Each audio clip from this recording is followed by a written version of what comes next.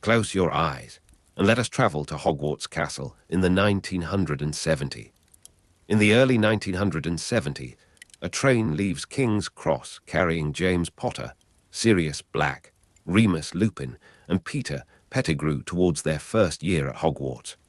Over the following 7 school years, the 4 boys will turn friendship into a dangerous study of hidden passages, animal transformations, and the castle's moving geography. King's Cross Station, 11 o'clock on the 1st of September 1971. Smells of coal smoke, wet stone, and wool drying beneath the great iron roof. You stand beside the Scarlet Hogwarts Express, where steam drifts around the wheels and gathers beneath the carriages in pale, shifting clouds. Porters move trunks across the platform, owls rustle inside their travelling cages, and families speak in lowered voices beneath the iron arches. James Potter is near the train door, his dark hair already untidy, his round spectacles catching the grey morning light. He carries himself with the easy confidence of a boy accustomed to being noticed. His parents have given him a polished trunk, a new wand, and several firm reminders about behaving sensibly. James has listened to the reminders without appearing to remember them. A little farther along the platform, Sirius Black stands apart from the family that has brought him there. His trunk bears the black crest, an ancient sign belonging to one of the wealthiest and most strongly pure-blood families in Britain. His mother's voice is cold beside him. His father's silence is colder. Sirius wears an expression of determined boredom, though his fingers rest tightly around the handle of his case. The Black family believes that old blood is a kind of authority. Sirius has already begun to doubt it. The departure bell sounds through the station, low and resonant, and the platform stirs around you. James climbs aboard with a final glance towards the crowd, while Sirius enters the same carriage from the opposite end. The compartment is narrow, warm, and faintly dusty, with red seats polished smooth by years of travelling children. A folded newspaper lies beneath the window, its front page filled with rumours of disappearances in the north. James sees the paper and ignores it. Sirius notices that he ignores it. "You are looking for somewhere quiet," James says, dropping into the seat opposite him. Sirius removes one glove and places it neatly on his knee. "I am looking for somewhere without relatives." That is a sensible preference. It is the first sensible thing anyone has said to me today. The train gives a heavy jolt, and the platform begins to slide away. Coal smoke drifts past the windows in slow grey ribbons, blurring the faces of parents and siblings until they become pale shapes beneath the station roof. Your shoulder rests against the cool glass, and the vibration of the carriage passes through the wooden frame into your bones.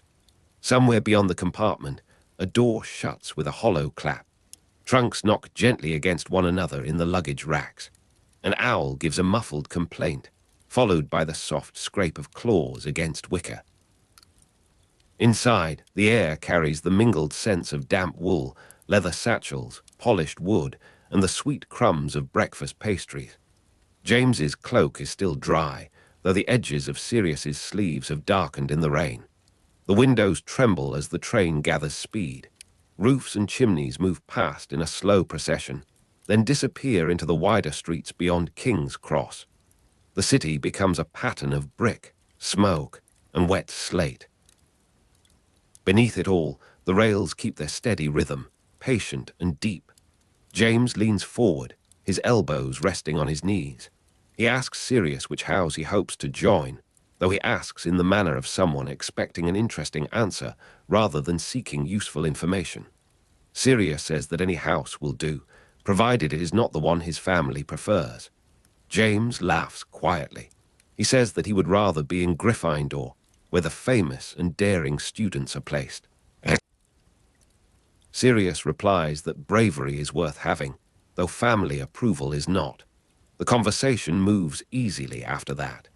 You hear James describe Quidditch matches he has watched from the stands, complete with energetic gestures and precise opinions about the best position on the pitch. Sirius speaks of broomsticks, dueling, and the many ways an old family house can become unbearable. Neither boy mentions the fear appearing in the newspapers. Neither says that the wizarding world has begun to feel less secure, yet the subject remains near them, like thunder too distant to be heard clearly. When the compartment door opens, a smaller boy appears in the corridor, carrying a case that seems too large for him. Peter Pettigrew has a round, anxious face and pale hair flattened by the damp. He asks whether the seats are taken. James moves his trunk aside at once. Sirius lifts his coat from the bench. Peter enters, grateful and breathless, and arranges his possessions with careful hands. A fourth boy passes the open door without stopping. Remus Lupin is thin, tired-looking, and older in manner than his 11 years. His sandy hair falls across his forehead, and a worn book rests beneath his arm. He has been searching for an empty compartment, but the train is filling quickly. Peter notices him in the corridor and says there is room. Remus pauses, then steps inside. Rain purls along the window frame as the train leaves the last industrial streets behind. You watch fields begin to replace brick walls, with hedges running darkly beneath a washed-out sky. The carriage remains crowded, and wet wool cloaks hang from every hook, giving the compartment a close, earthy smell. Water slides down the glass in crooked paths, joining and separating as the train turns. James's voice rises and falls above the wheels. Sirius answers with a dry amusement that often becomes laughter before he can restrain it. Peter sits nearest the door, ready to make space whenever anyone enters. Remus chooses the corner beside the window, where the light is strongest. He opens his book but does not read every line. His attention moves between the pages and the other three boys. Around you, compartments fill with voices, sweets, arguments, and the occasional burst of nervous silence.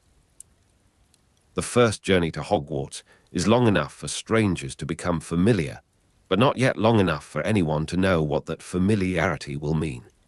Remus introduces himself when James asks. He says his surname carefully, as though accustomed to people repeating it incorrectly. Peter explains that he has never seen a castle as large as Hogwarts, and James assures him that the staircases alone are worth the journey. Sirius says that the staircases are probably designed to confuse children and amuse ghosts. Remus, without looking up from his book, says that both explanations may be true. The train passes through a tunnel, and the compartment darkens. In the brief blackness, Sirius asks James whether he is pure blood. James says that he is, but that he has never considered it important. Sirius looks towards the window. He says that some families consider it important enough to build their entire lives around. James studies him for a moment, then changes the subject to Quidditch. That small change matters. Sirius understands that James has heard the bitterness in his voice without asking him to explain it. James understands that Sirius has been speaking about more than a family dinner. Their friendship does not begin with a declaration. It begins with room being made on a seat, with a question left unanswered, and with two boys recognizing the same appetite for freedom. The countryside grows brighter after the tunnel, though the rain continues. You smell damp grass whenever the carriage door opens, mixed with the warmer odor of treacle tart from the food trolley. The trolley which moves slowly along the corridor, her wheels clicking over the joins between carriages. Wrappers collect in the corners. A chocolate frog escapes from its box and lands beneath Peter's shoe. He catches it with both hands, and James applauds as though a difficult piece of magic has been performed. The four boys share sweets without quite agreeing to do so. Sirius has expensive chocolate in a silver wrapper. James has a packet of licorice wands. Peter offers a bag of sugar mice, and Remus produces a small supply of plain biscuits from his case. The food passes from hand to hand. Outside, hedges and fields flow backwards beneath the lowering sky. Within the compartment, the distance between the boys becomes less noticeable. By late afternoon, the conversation has gathered its own shape. James and Sirius speak most often, circling one another through jokes, challenges, and sudden questions. Remus listens, then adds a remark so precise that both boys stop to consider it. Peter laughs when they laugh, though sometimes he glances at Sirius before deciding whether a joke has gone too far. At one point, James asks Sirius whether the Black family has a castle. Sirius says that it has a house in London, filled with portraits that dislike visitors. James asks whether the portraits can be removed. Sirius says that his mother would probably attempt to remove James first. Peter looks alarmed. Remus smiles faintly. Sirius laughs, and the hard line around his mouth softens. The names remain with you as the train travels west. James Potter, Sirius Black, Remus Lupin, Peter Pettigrew. They are 4 new students among hundreds, 4 separate lives gathered by chance inside a moving carriage. Beyond the rain-streaked windows, the first September fields lie quiet under the evening sky. Beyond the fields, the castle waits in darkness. When the Hogwarts Express finally slows, the sky is nearly black. Lanterns shine along the platform at Hogsmeade, their golden light caught in the wet air. Older students call to one another, and trunks roll over the stones. The cold reaches you at once when the carriage door opens. It carries the smell of mud, leaves, and distant water. James adjusts his glasses. Sirius pulls his cloak around his shoulders. Peter nearly loses hold of his case, while Remus steadies it without comment. The first-year students gather beside the lake, where small boats wait against the shore. Their oars knock softly against the wooden sides. Above them, Hogwarts rises from the darkness, a great mass of towers and windows, with scattered lights trembling in the rain. You sit low in one of the boats, your hands resting against the damp wood. The water lifts and lowers beneath you.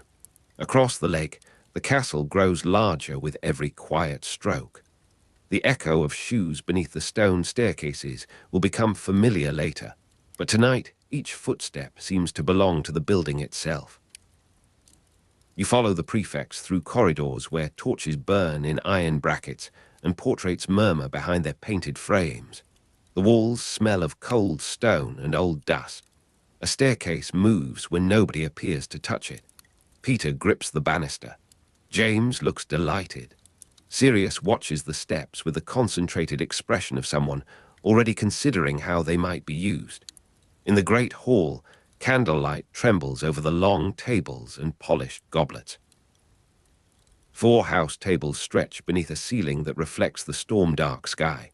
The staff sit at the high table, their faces calm and unreadable. Somewhere near the front, Professor McGonagall carries a 3-legged stool and the sorting hat. The new students stand in a nervous line. Names are called. Robes rustle. The old hat sings its strange, ancient song. James Potter is sent to Gryffindor after a pause that feels longer than it is. The red and gold table welcomes him with loud applause. He crosses the hall with his head high, though his fingers tremble slightly at his sides. Sirius Black follows soon after. The hat barely touches his dark hair before calling Gryffindor. Sirius walks beneath the candlelight, and something in his expression seems to loosen. Remus Lupin is sorted into Gryffindor as well. His quiet relief is visible only in the way his shoulders settle. Peter Pettigrew joins him at the same table, clapping too hard and looking astonished to find himself among the cheering students. 4 boys, placed together by an ancient hat, look across the crowded hall and recognize familiar faces from the train. The meal arrives with a shimmer of dishes. Roast potatoes steam in silver bowls. Gravy glistens beneath the candlelight. Baskets of bread pass from hand to hand. You feel the warmth of the hall settle into your sleeves after the cold journey from the lake. Rain presses against the tall windows, and each drop catches a faint reflection of candle flames. The ceiling remains dark and starless, though no roof is visible above it. At the Gryffindor table, James fills his plate and immediately begins asking questions about Quidditch trials. Sirius knows more about the rules than he first admitted. Remus listens to the older students discussing classes, while Peter tries every pudding placed within reach. The noise of the hall rises around them, but the four boys continue their small conversation beneath it. Their voices become a private thread through the larger sound. The first weeks at Hogwarts settle into a pattern of bells, books, meals, and corridors. You wake beneath heavy curtains while the castle is still blue with morning. You dress as quickly as possible, hurry through staircases that change their minds, and reach breakfast with ink on your fingers. Lessons fill the hours. Charms produces sparks. Transfiguration demands patience. Defense against the dark arts carries an air of seriousness that the other subjects do not. James and Sirius sit together whenever they can. They exchange notes beneath desks, race each other through corridors, and test the limits of every instruction delivered in a stern voice. Remus rarely begins the mischief, though he often understands its consequences first. Peter remains close behind them, eager to help and equally eager not to be left alone. Their friendship takes shape through repetition. The same seats, the same jokes, the same 4 sets of footsteps. Autumn darkens the windows early. After lessons, the boys cross the courtyards beneath dripping arches, their shoes leaving faint marks on the stone. Wet wool cloaks hang beside the fire in the common room, steaming gently as they dry. The air smells of smoke, parchment, and damp leaves carried in from the grounds. Rain taps against the tall windows of Gryffindor Tower, steady and soft, while the fire shifts in the grate. James discovers that Sirius can climb where most students cannot. Sirius discovers that James can persuade almost anyone to look in the wrong direction. Remus learns the passages between the classrooms, and Peter memorizes which prefects patrol which landings. Their talents are different, but they fit together with surprising ease. When one boy hesitates, another supplies the missing courage. When one plan fails, the others turn failure into another story. The castle itself seems to encourage secrecy. A narrow staircase leads to a disused landing. A tapestry hides a gap in the wall. A corridor near the library becomes empty after supper. The boys explore these places with lanterns covered by their hands. They whisper beneath the moving portraits and crouch behind suits of armor. Their rule-breaking begins in small ways, though small ways rarely remain small for long at Hogwarts. By winter, James and Sirius are inseparable. Their friendship is quick, bright, and often troublesome. They walk into breakfast together, leave lessons together, and occupy the center of every conversation they join. Remus's steadiness gives their energy a boundary. Peter's loyalty keeps him near them, even when he understands less than the others. The 4 boys have not yet named their group, but they are already moving through the school as a single shape. In the great hall, snow gathers against the windows and melts into silver lines. Candlelight trembles over the Gryffindor table as students bend above their books. The scent of roast chestnuts mingles with wax and polished wood. You hear laughter from the Hufflepuff table, a distant argument among the Ravenclaws, and the scrape of Slytherin chairs against the floor. House colors divide the room, though the same weather touches every tower. James meets Lily Evans in the corridors and classrooms, a muggle-born witch in Gryffindor whose red hair catches the light whenever she turns. She is bright, direct, and unwilling to be impressed by loudness. Lily learns the castle's lessons quickly, and she has little patience for students who treat cruelty as cleverness. She is a contemporary of James, Sirius, Remus, and Peter, though she does not belong to their private circle. Severus Snape is often near Lily during their early years. He has been her close childhood friend since before Hogwarts, and he understands the muggle world she has left behind. At school, however, their relationship begins to change beneath pressures neither of them can easily name.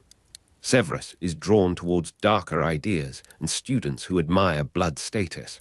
Lily grows increasingly troubled by the language he uses. James notices the tension and responds with hostility rather than wisdom. The rivalry between James Potter and Severus Snape becomes a visible current in the corridors. Their insults sharpen. Their wandwork becomes competitive. Lily objects to both, though her anger with James is often mixed with disappointment. Sirius stands beside James, quick to defend him and quicker still to provoke Severus. Remus watches the arguments with unease. Peter laughs when the others laugh, though the laughter sometimes fades before it reaches his eyes. Beyond the castle, the wizarding world is becoming less gentle. Newspapers carry reports of attacks, disappearances, and families refusing to speak about what they have seen. The name Lord Voldemort appears more often, sometimes in print and sometimes only in whispered conversation. His first rise to power is creating fear among witches and wizards of every background. At Hogwarts, the fear arrives indirectly, folded inside letters and carried in the quietness of visiting parents. Still, school offers ordinary distractions. A missing textbook can occupy an entire afternoon. A staircase that changes direction can delay a class. A Quidditch match can make the weather seem briefly irrelevant. James becomes an accomplished Quidditch player, and accounts of his school career generally place him as Gryffindor's chaser and later captain. You see him crossing the pitch beneath a pale sky, hair blown back by the wind, moving with the confidence of someone who trusts his reflexes. The Quidditch stands rise above the grounds like dark wooden ribs. Rain beads on the rails, and the grass shines beneath the grey light. You hear the distant creak of broomsticks and the sudden rush of air as players turn.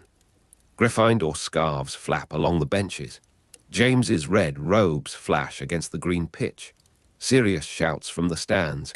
Remus watches with careful attention, and Peter follows every movement with open admiration.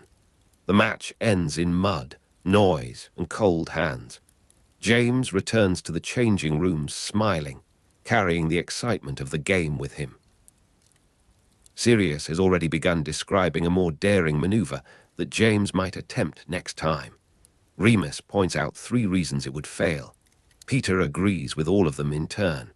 The 4 boys walk back towards the castle beneath low clouds, leaving dark footprints across the flagstones. Their companionship becomes a small private world inside the larger institution of Hogwarts. It has its own language, its own routes through the castle, and its own understanding of silence. A glance across the great hall can mean that a plan is ready. A tap against a book can mean that a professor is approaching. Their names remain separate, but their movements become linked. James and Sirius at the front, Remus beside them, Peter close behind. The evenings grow longer as the years pass. You sit near the common room fire while the windows darken around you. Candlelight gathers on open books and silver ink bottles. Someone plays a quiet tune on a battered instrument near the staircase. The portrait hole swings open and shut, admitting cold air, damp cloaks, and the smell of rain. On the red chairs, arguments begin over homework and end with plans for unexplored passages.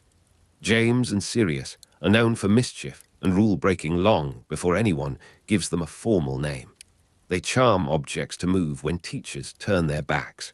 They send paper birds over the heads of prefects. They test locked doors, forbidden corridors, and the patience of every authority within reach. Remus sometimes warns them that the punishment will be severe. Peter sometimes holds the lantern. Their adventures grow more elaborate as their confidence increases. The war continues to gather beyond the school grounds. The first Wizarding War is already underway before the Marauders leave Hogwarts, though its full shape is not yet visible from the Gryffindor common room. Families choose sides. Old loyalties become dangerous. The Black family remains proud of its ancestry and its support for pureblood supremacy, while Sirius moves further away from everything his relatives expect him to be. When Sirius speaks about his family, he does so with a calmness that feels practice. He has rejected their support for pureblood supremacy, and the rejection has cost him their affection. James does not ask whether Sirius will return home during the holidays. Remus understands that some questions require patience. Peter listens closely, learning which subjects make Sirius's voice go quiet. Outside, rain taps against the tall windows of Gryffindor Tower. The boys come to know the castle in darkness as well as daylight. You follow them along stone passages where the echo of shoes beneath the staircases seems louder than speech. Torchlight trembles across suits of armor. Dust gathers along the edges of unused landings. Somewhere above, a portrait snores behind its painted curtain. Their wands give off small pools of light, and the castle keeps the rest of itself hidden. Eventually, they give themselves a name, the Marauders. It sounds like a joke at first, and then like a promise. The name belongs to their maps, their schemes, and the private mythology forming between them. James is the planner, Sirius the daring force, Remus the thoughtful center, and Peter the follower who knows how to remain useful. Their friendship is not equal in every way, but it is real in the years when it matters most. By their later school years, the Marauders have learned how to move through Hogwarts with confidence.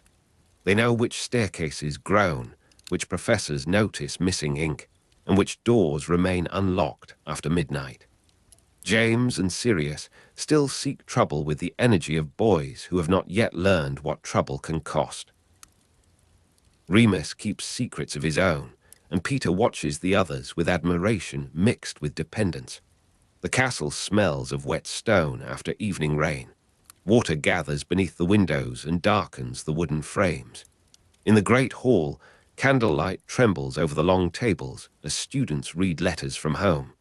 A few envelopes carry news that cannot be discussed openly. Others contain ordinary complaints about weather, homework, and missing socks. The two kinds of letters lie beside each other, and the students continue eating. Lily Evans remains part of the same generation, moving through Gryffindor with books tucked beneath her arm.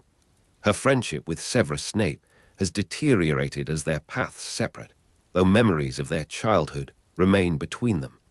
James's hostility towards Severus becomes more pronounced, and the old arguments acquire an audience. Lily dislikes James's arrogance. Sirius treats the rivalry as entertainment.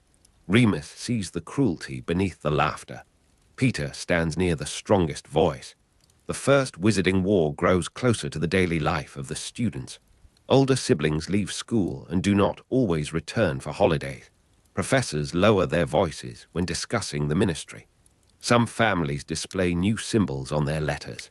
Others burn correspondence before anyone can read it. Yet Hogwarts continues to serve meals, assign essays, and ring bells for lessons.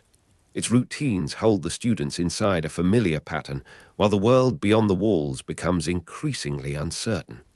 In spring, the grounds soften beneath pale sunlight. You walk beside the lake where the water carries reflections of towers, branches, and drifting clouds. The grass is cool beneath your shoes. Dandelions appear near the path. Across the surface, a breeze lifts small waves that break against the stones with a quiet, repeated sound. For a little while, the war seems far away, and the castle seems to belong entirely to schoolchildren. James grows into his confidence as a player and a leader. He is generally remembered as Gryffindor's chaser and captain, and he is happiest when moving quickly beneath an open sky. Sirius remains close beside him, sharp-witted and restless. Remus reads beneath trees when the weather allows it. Peter follows the others across the grounds, carrying books, snacks, and the small practical things that keep their adventures moving. Their private world expands to include passwords, meeting places, and secrets kept from the rest of the school. A hidden room becomes a refuge during difficult evenings. A corridor behind a tapestry becomes a route between towers. The Marauders gather after supper, speaking softly while the fire settles. Sometimes they laugh until the portraits complain. Sometimes they sit without speaking, listening to rain and the distant movement of the castle. The years move forward in the manner of school years, measured by examinations, changing weather, and the gradual lengthening of robes. You watch first-year faces become older and more certain. The walls remain the same, but the boys change within them. James's jokes become bolder. Sirius's anger becomes more carefully contained. Remus's tiredness becomes harder to conceal. Peter learns to read the moods of the others before they speak. In their final year, James Potter becomes head boy. The badge rests against his robes, bright and formal, though it does not make him solemn for long. Sirius finds the appointment amusing. Remus considers it evidence that James has matured. Peter treats it with great respect. James wears the badge through corridors where he once hurried after curfew, and the contrast follows him like a private joke. The autumn of 1978 arrives with copper leaves and early darkness. Their departure from Hogwarts is approaching. According to the established chronology of the novels, the Marauders leave the school in 1978, carrying trunks filled with books, robes, unfinished plans, and memories that no longer feel quite as safe as they once did. The castle remains above them, lit window by window against the rain.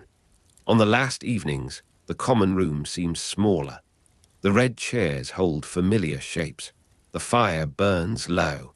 Candlelight trembles on the tables, and the tall windows reflect more room than sky. You hear footsteps on the staircases, then the quiet closing of doors. James, Sirius, Remus, and Peter sit together beneath the familiar noise, each understanding that the private world they formed at school cannot remain untouched forever. Outside, the war waits beyond the gates. Inside, rain taps gently against the tall windows of Gryffindor Tower. The castle smells of smoke, old books, damp wool, and stone cooled by night. The Marauders speak more softly now. Their names pass through the room like small, steady sounds. James, Sirius, Remus, Peter. The fire settles. The rain continues. The staircases keep their patient echoes beneath the towers. You remain beside the window while the last candles burn lower. Red fabric warms your shoulder. Wet cloaks hang quietly by the hearth. Beyond the glass, the grounds are dark and still. Hogwarts rests under the rain, holding its corridors, its portraits, and its memories in the deepening night. You are standing in the castle at an hour when ordinary footsteps have faded, and every corridor seems to continue beyond the reach of its nearest candle. The stones hold the day's warmth in narrow seams, while the upper windows admit a pale darkness from the grounds. Somewhere below, a door closes with a measured wooden sound, and the staircases settle into their nocturnal arrangement. James Potter, Sirius Black, Remus Lupin, and Peter Pettigrew begin to treat Hogwarts as a landscape rather than a school. You move beside them through routes that bend behind tapestries, doors that open only at certain hours, and staircases whose movements become familiar through patient observation. Their lessons continue by daylight, yet another education gathers after midnight, beneath portraits that pretend to sleep. You cross the entrance hall with them, while the cold iron of a corridor railing presses against your palm. The metal has gathered the chill of the stone, and the air carries the dry smell of old parchment mixed with potion ingredients from distant classrooms. Beyond the tall doors, moonlight whitens the castle lawns, touching the grass with a thin, silvery stillness. The four boys learn which professors walk slowly, which suits of armor conceal narrow passages, and which doors give a faint warning before opening. You see them mark these discoveries in memory, because parchment can be found and questions can be asked. The castle becomes a quiet system of routes, doors, shortcuts, and hidden hours, known first by instinct and later by name. Remus's absences become part of that system. At regular intervals, you notice that his bed remains undisturbed, his books lie closed, and his place beside the others stays empty through several days. No explanation is offered within the group, although the pattern gradually becomes too exact to ignore. Loyalty begins quietly, through the decision not to ask a question whose answer may wound a friend. Rain has darkened the lawns, and drops shine along the window panes like small beads of glass. You stand beneath a stone archway while the others wait in silence, listening to the distant ticking of a clock. The castle smells of damp wool, old dust, and extinguished candle smoke, while the night presses gently against every sealed window. James notices the absences before he speaks of them, and Sirius understands before James has finished thinking. Peter watches both of them, anxious and attentive, while Remus continues to return with a tiredness that seems deeper than ordinary schoolwork. You remain near the four beds as their curiosity changes shape, becoming concern, and then becoming a promise that requires no formal words. They do not yet possess the language for what Remus is, but they understand that his monthly absence is connected with the full moon. The private name Moony grows naturally around him, soft enough to be spoken among friends and distinct enough to carry the outline of a secret. Remus Lupin is called Moony because the moon governs the nights he must endure. A thin moon hangs above the towers, and its light spills across the courtyard in broken rectangles. You feel the rough weave of a borrowed cloak against your wrist, while the distant lake gives back a slow, dark reflection of the sky. Somewhere in the grounds, a night bird calls once, and the sound disappears beneath the layered hush of Hogwarts. The name Moony does not make Remus less human to the others. Instead, it gives them a way to speak of the danger without reducing him to it, and a way to remember that his suffering follows a pattern. The full moon arrives, Remus leaves, and the others remain near the edges of his absence, choosing loyalty over curiosity whenever the two begin to conflict. Their friendship becomes practical before it becomes heroic. You watch James carry notes to a dormitory where Remus is resting, Sirius leave food beside the door, and Peter quietly gather the books that would otherwise be missed. Nothing is announced, and no grand oath is required, because their decision has already settled into the ordinary movements of school life. The room is warm beside the fire, but the window remains cold beneath your fingers. Ash rests in the grate, and the last coals cast a low red glow across brass, leather, and polished wood. The faint scent of ink rises from an open book, mingling with the mineral smell of rain that has entered through a poorly closed casement. Gradually, James, Sirius, and Peter begin to search for a way to accompany Remus during his transformations. They learn that an animagus can transform voluntarily into a specific animal form, rather than changing under the influence of the moon.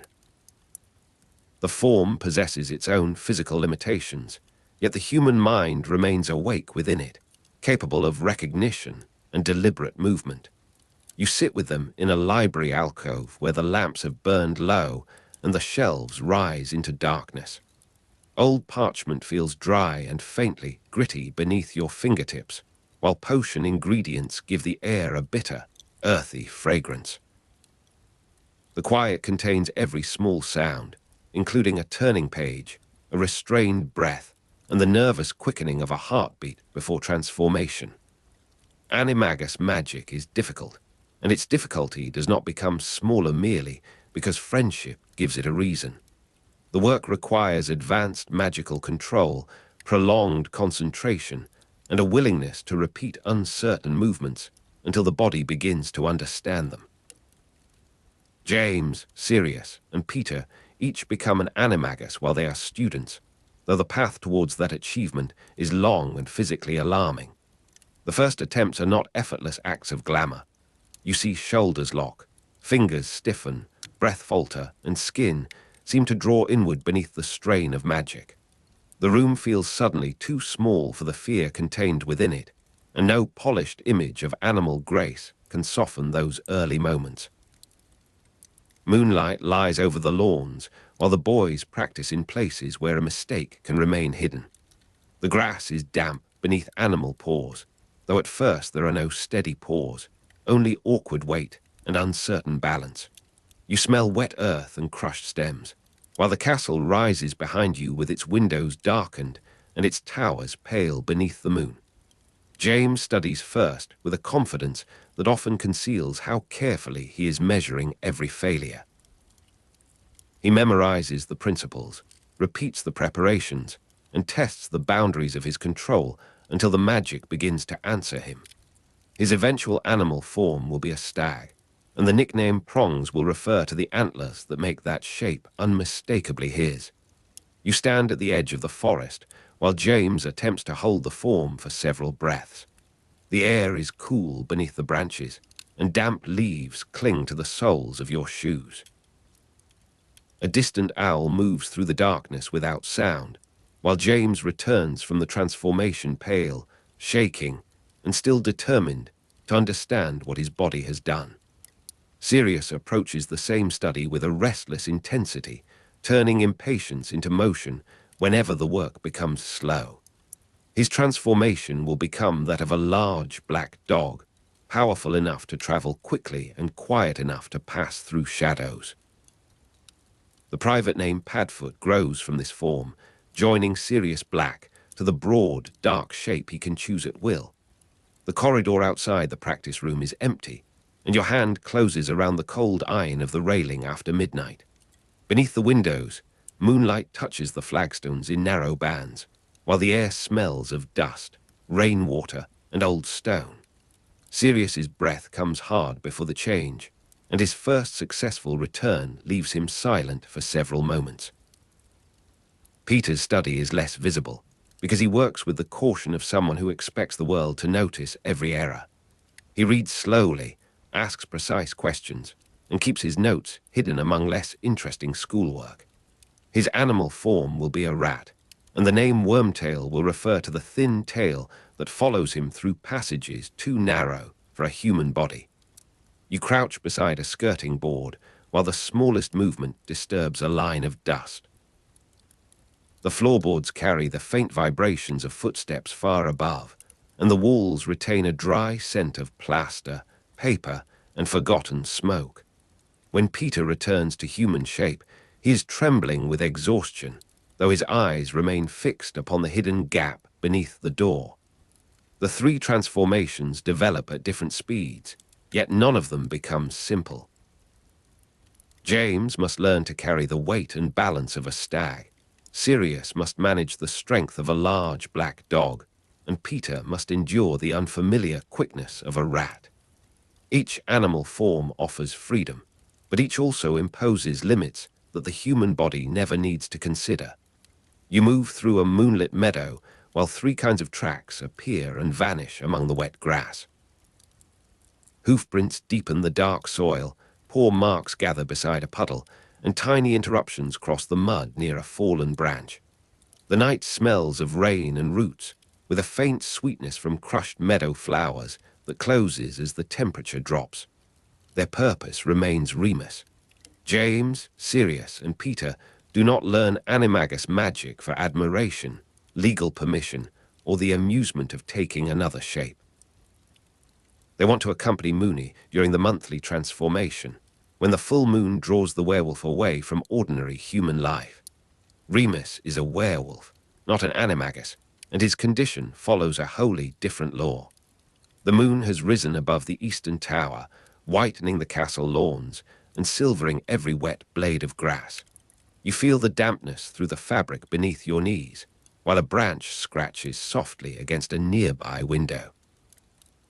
The scent of potion ingredients clings to a discarded robe, and the silence seems to gather around the approaching hour.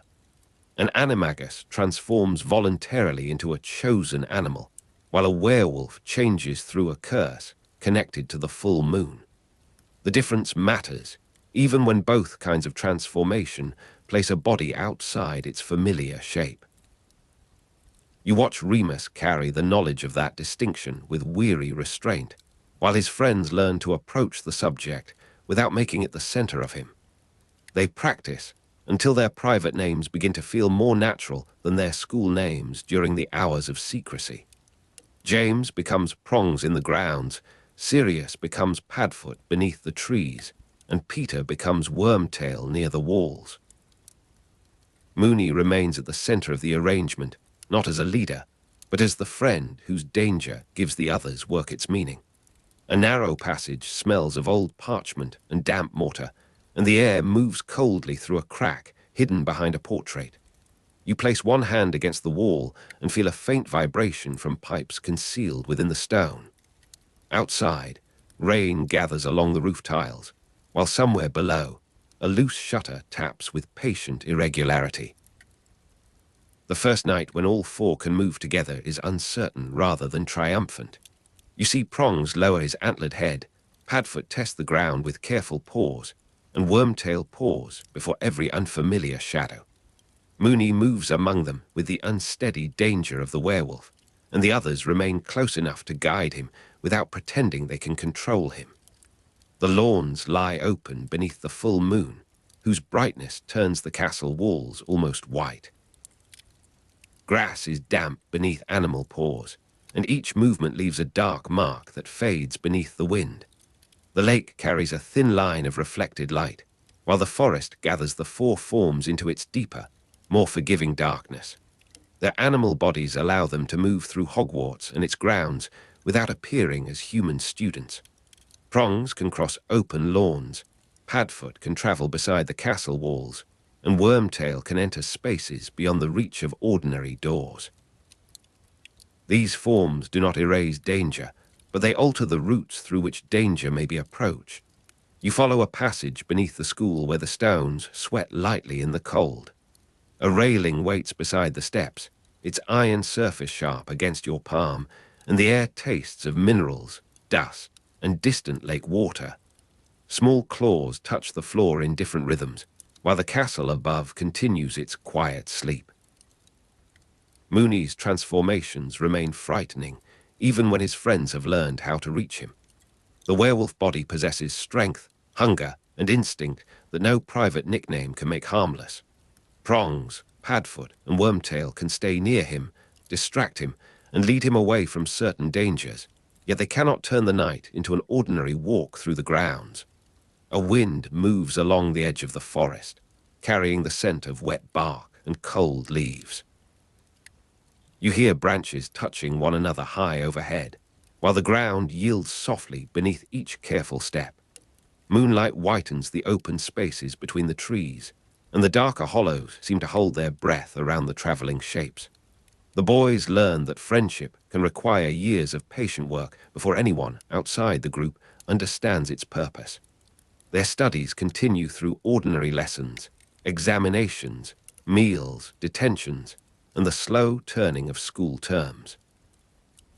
No outside observer sees the private reason for every late hour, every hidden book, or every exhausted return from the grounds. You sit beside a table marked by years of ink stains, where parchment curls gently at the corners. The dry smell of old paper mingles with crushed herbs and the faint metallic trace of a cooling cauldron. Beyond the tall windows, rain threads downward through the moonlight, turning the courtyard into a blurred arrangement of silver and shadow. The Ministry of Magic maintains an animagus registry, and the law requires witches and wizards to record their animal forms. Sirius, James, and Peter are not legally registered Animagi because their transformations remain concealed from the ministry. Their secret therefore carries another danger, separate from Remus's condition and from the physical risks of the magic itself. You stand beneath a portrait whose painted eyes follow the corridor without seeming to move. The stones are cold through your clothing, and a thin draught carries the smell of candle wax from a distant staircase. Somewhere behind the wall, a clock measures the hour, while the iron railing beside you keeps the night's chill. The decision to remain unregistered is not made lightly, although the boys understand that discovery could bring official scrutiny to all four of them.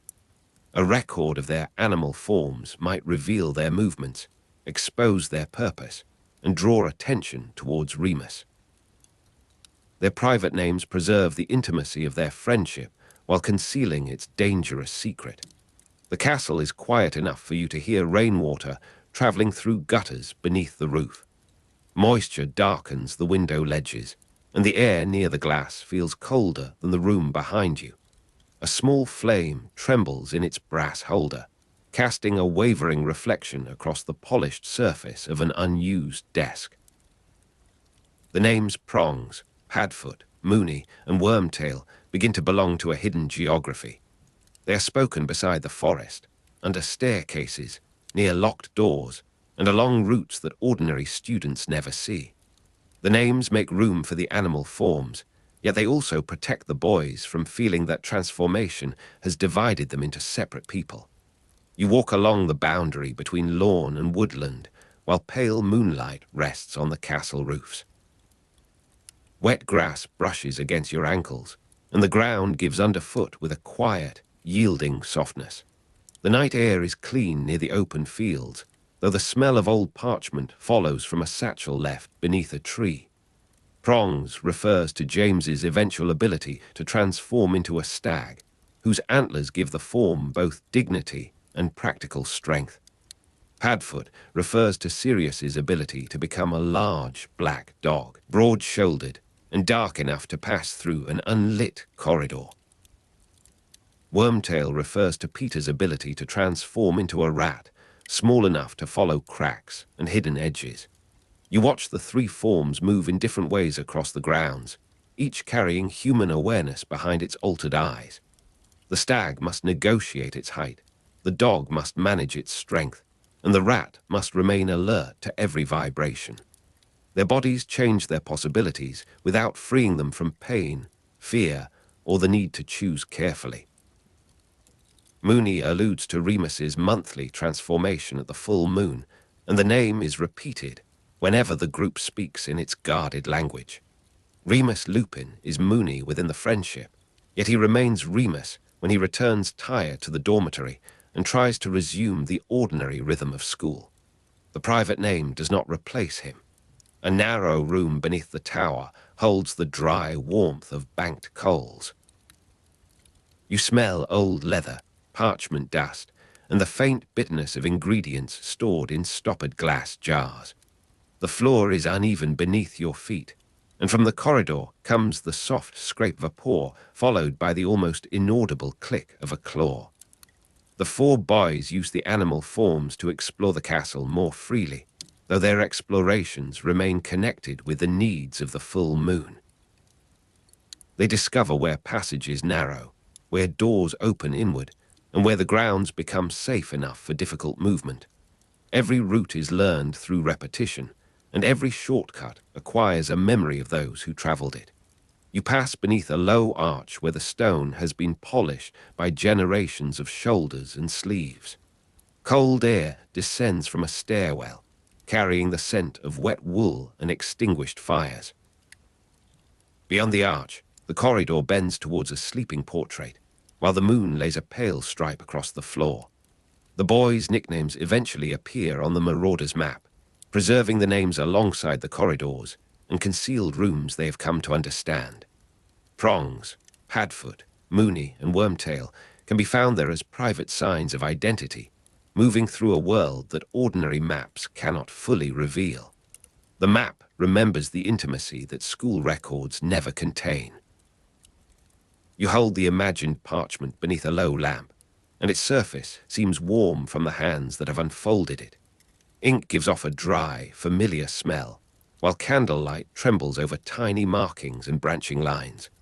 Outside, the lawns remain white beneath moonlight, and rain touches the windows with soft, intermittent patience. The Marauders' map turns their private names into a moving arrangement, showing the four friends as they pass through routes hidden from other students. The names are not merely disguises, because each one carries a form, a history, and a particular place within the friendship. You see Prongs, Padfoot, Moony, and Wormtail traveling together through the castle's sleeping architecture. The transformation room is still, with only the small sound of breathing beneath the ceiling. Your fingers rest against a cold stone ledge, while the air carries traces of potion ingredients and the dry odor of old parchment. The silence holds the tension of another change, waiting just beyond the measured rhythm of breath. The work has changed the boys, not by making them older in appearance, but by teaching them how much effort can remain invisible.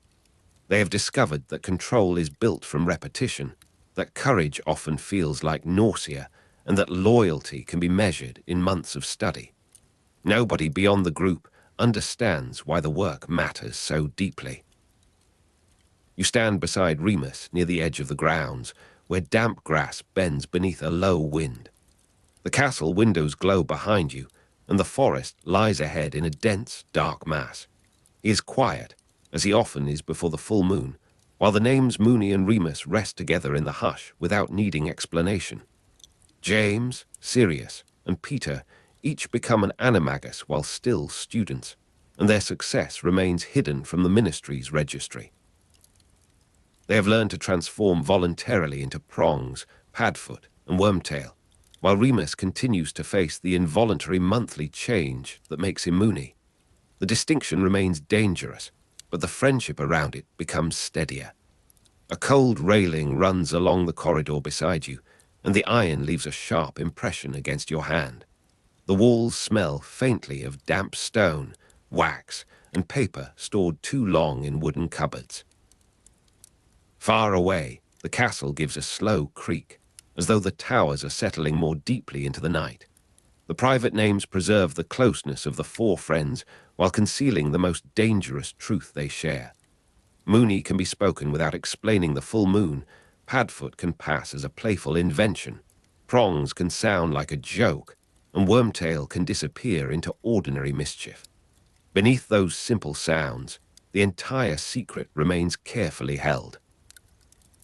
You return with them across the lawns, where moonlight whitens the castle walls and dampness gathers beneath your shoes. The animal forms move through grass, shadow, and narrow passages, each body carrying its own limits and its own remembered fear. Around you, Hogwarts holds its doors, staircases, portraits, and hidden hours in patient silence. The four names appear together on the Marauders map, and they remain connected in the memory of the castle long after the night has passed. Prongs is James, Padfoot is Sirius, Moony is Remus, and Wormtail is Peter. Their forms differ, their risks differ, and their choices differ, yet the names belong to one shared landscape. You pause beneath a window as rain begins again across the glass. The room behind you contains the dry smell of parchment, the faint spice of potion ingredients, and the dull warmth of a fire nearly spent. Outside, grass glistens beneath the moon, and the ground seemed to breathe slowly beneath the sleeping towers. The story of Prongs, Padfoot, Moony, and Wormtail is therefore a story of private language, difficult magic, and loyalty sustained through hidden hours. The animagus forms allow movement, but friendship gives that movement a purpose. Within Hogwarts, four boys learn that remaining beside someone can demand patience, secrecy, study, and the courage to enter a frightening night together. You remain near the window while the last candles sink lower, and the cold glass gathers the reflection of the room.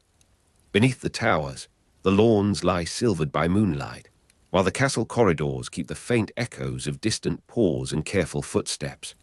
James, Sirius, Remus, and Peter pass quietly into the darkness as Prongs, Padfoot, Moony, and Wormtail.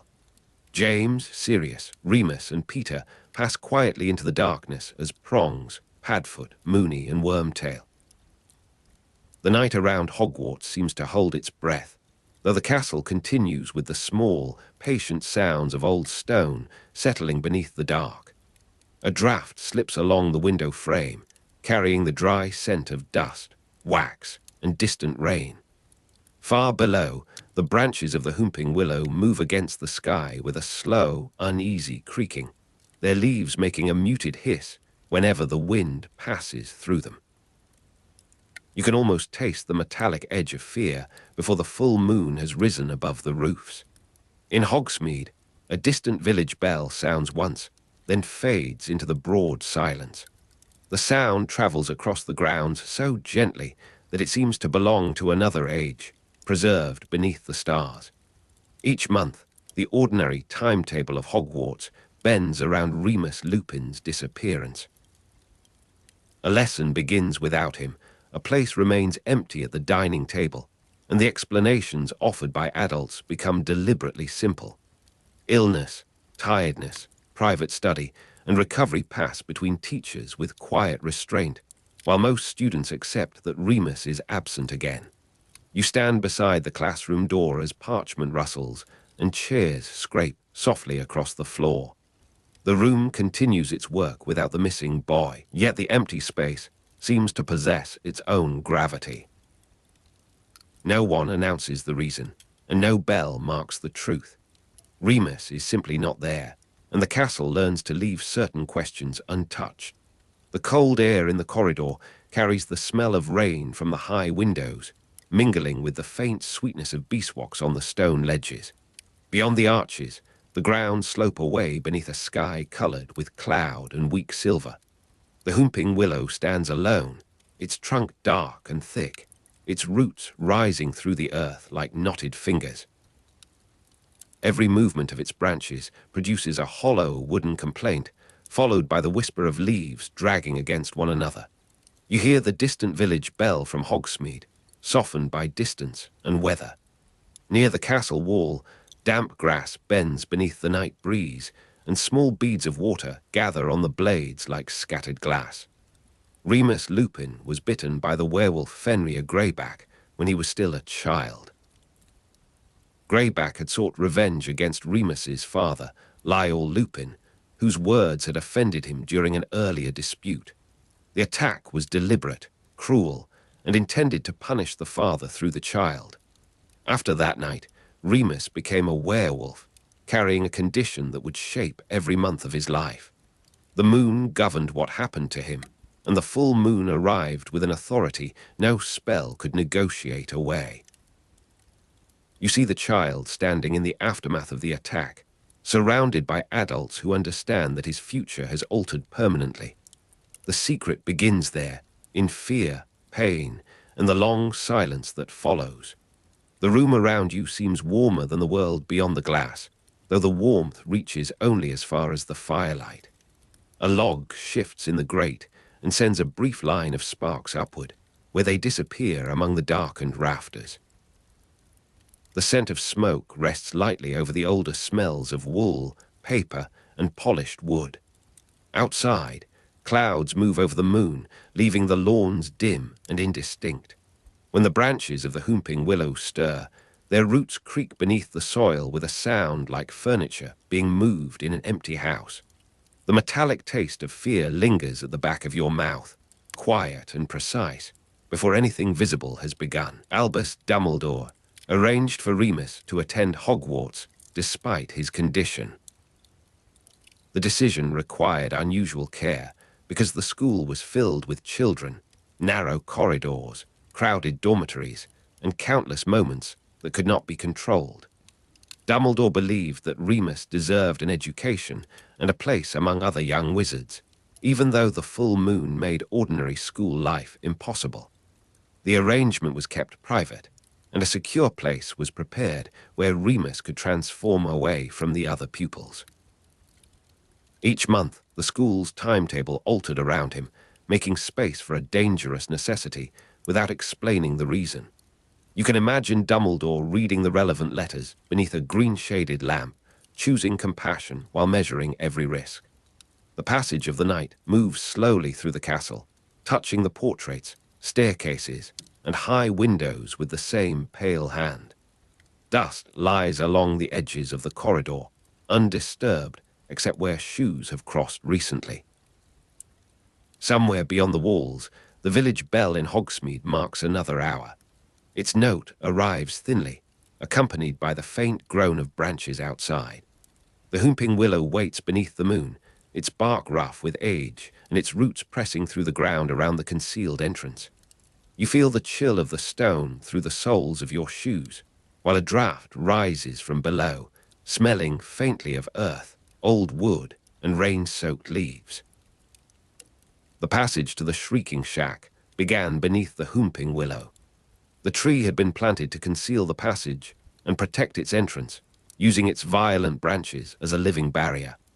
No pupil could approach the trunk casually, and no curious visitor could reach the hidden opening without first overcoming the tree's movements. The passage led away from Hogwarts and towards Hogsmeade, where the Shrieking shack stood apart from the ordinary houses. During the full moon, Remus was taken through that passage to the shack. separated from the pupils and from the familiar rooms of the castle. The route became a threshold between schoolboy life and the dangerous nights waiting beyond it. The ground beneath the willow is dark with moisture, and the exposed roots hold pockets of black soil between their ridges. Wind moves through the upper branches, but near the trunk the air feels strangely still. You hear bark groan against bark, followed by the dry rattle of leaves skimming over the grass. The path towards Hogsmeade lies quiet beneath the trees, its stones softened by moss and old weather. In the village, shutters are closed, chimneys breathe thin strands of smoke, and the distant bell rests silent for the moment. Ahead, the deserted shack waits in darkness, its windows blind and its boards pale beneath moonlight. Inside the Shrieking shack, Remus faced the full moon without the comfort of recognition. A werewolf's transformation was involuntary and tied to the full moon, arriving through a process that could not be prevented by courage or good intentions. The condition caused Remus considerable pain, and the nights left him exhausted, injured, and unable to return immediately to lessons. During transformation, he was dangerous and could not reliably recognize his friends.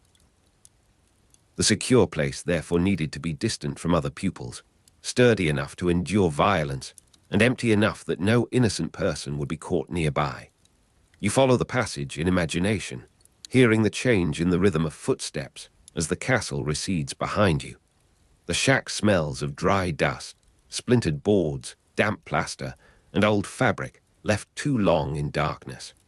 Pale moonlight crosses an empty floor, dividing the room into long strips of silver and shadow.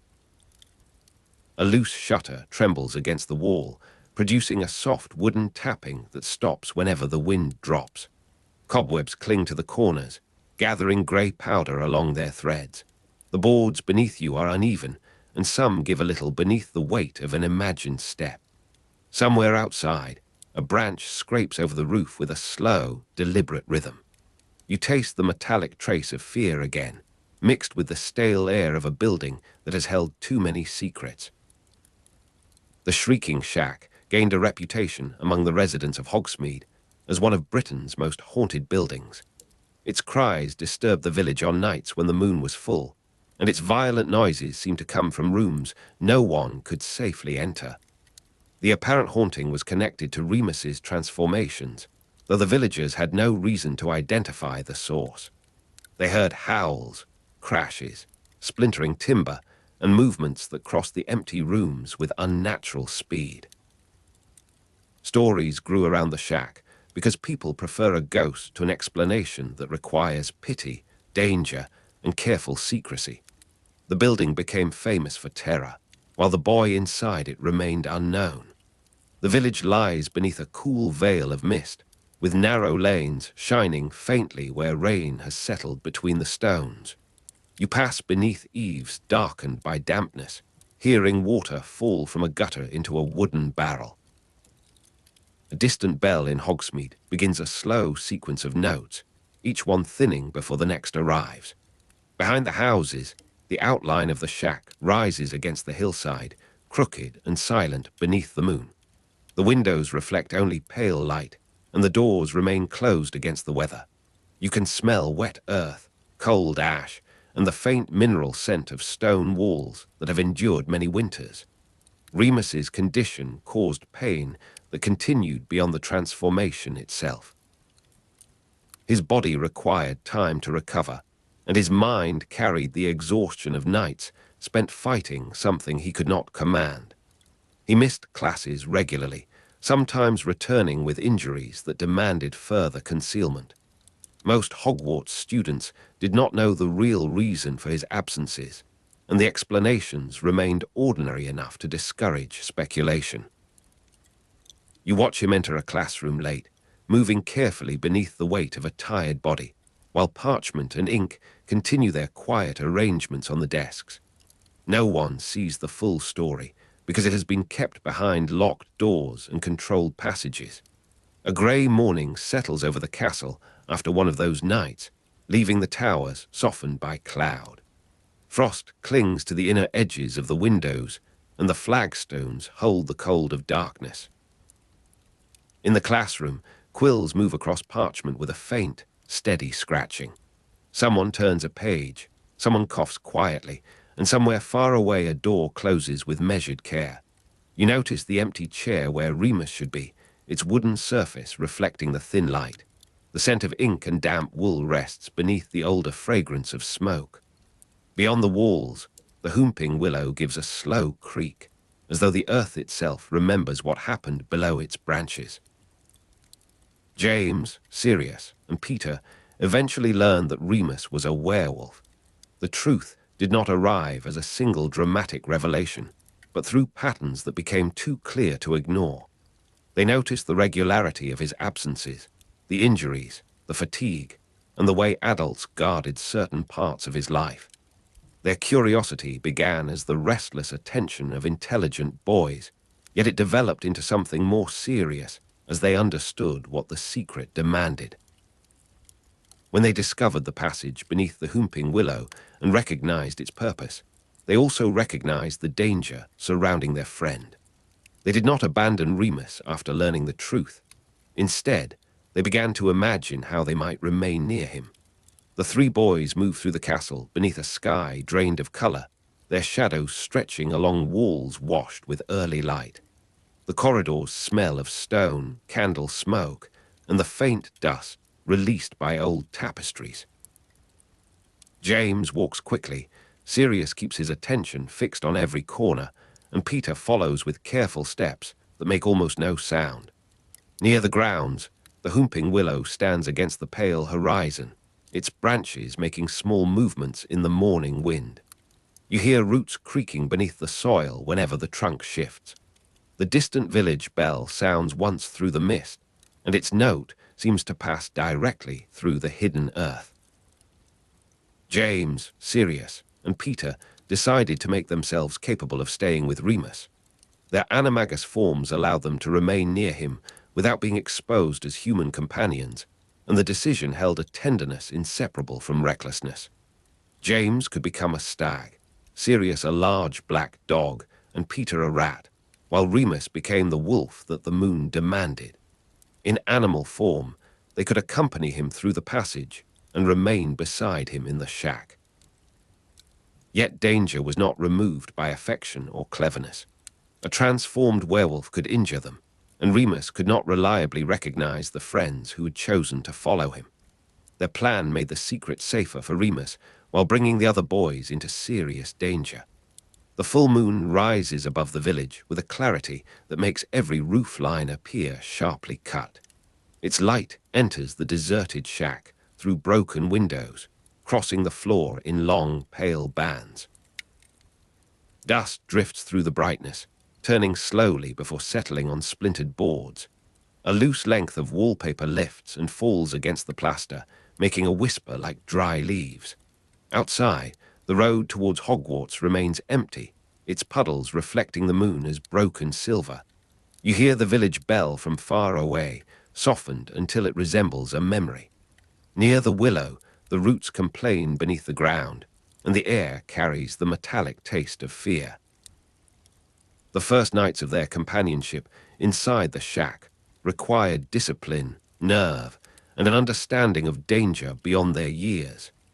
Remus was not choosing violence, and the werewolf was not a separate creature that could be reasoned with by ordinary means.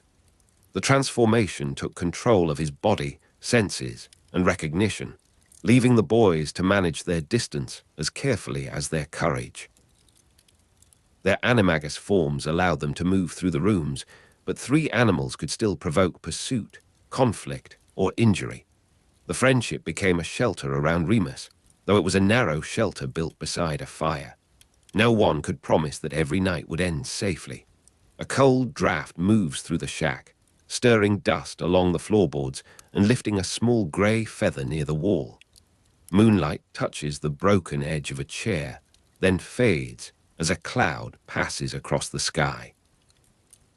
The room seems larger when it is empty, with every creak traveling freely between the walls. You hear claws, paws, and hurried movement only as imagined traces within the silence. Beneath the floor, The old structure gives a soft groan, followed by the distant echo of branches striking the willow outside. The smell of damp timber is strongest near the doorway, where the passage opens towards the school and the hidden roots. Each month, the castle's timetable bends again.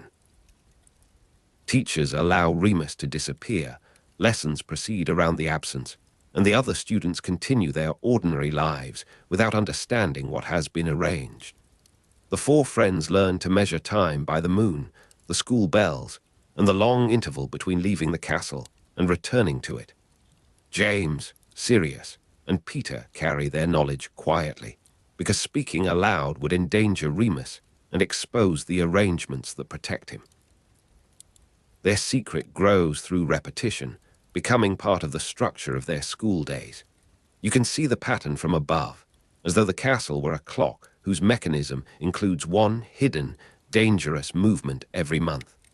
Before the moon reaches its highest point, the grounds become almost motionless beneath a veil of blue-gray light.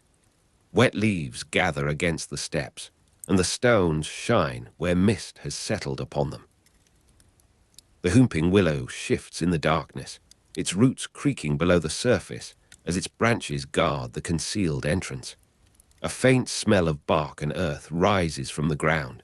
Across the valley, Hogsmeade remains mostly dark, with a few windows glowing amber behind drawn curtains.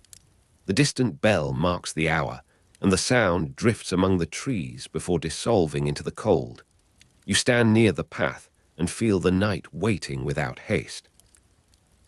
The hidden passage becomes the threshold between schoolboy life and the dangerous nights at the shack. On one side lie lessons, dormitories, staircases, meals, and the ordinary arguments of adolescence. On the other wait moonlight, pain, splintered boards, and the uncertain instincts of a transformed werewolf.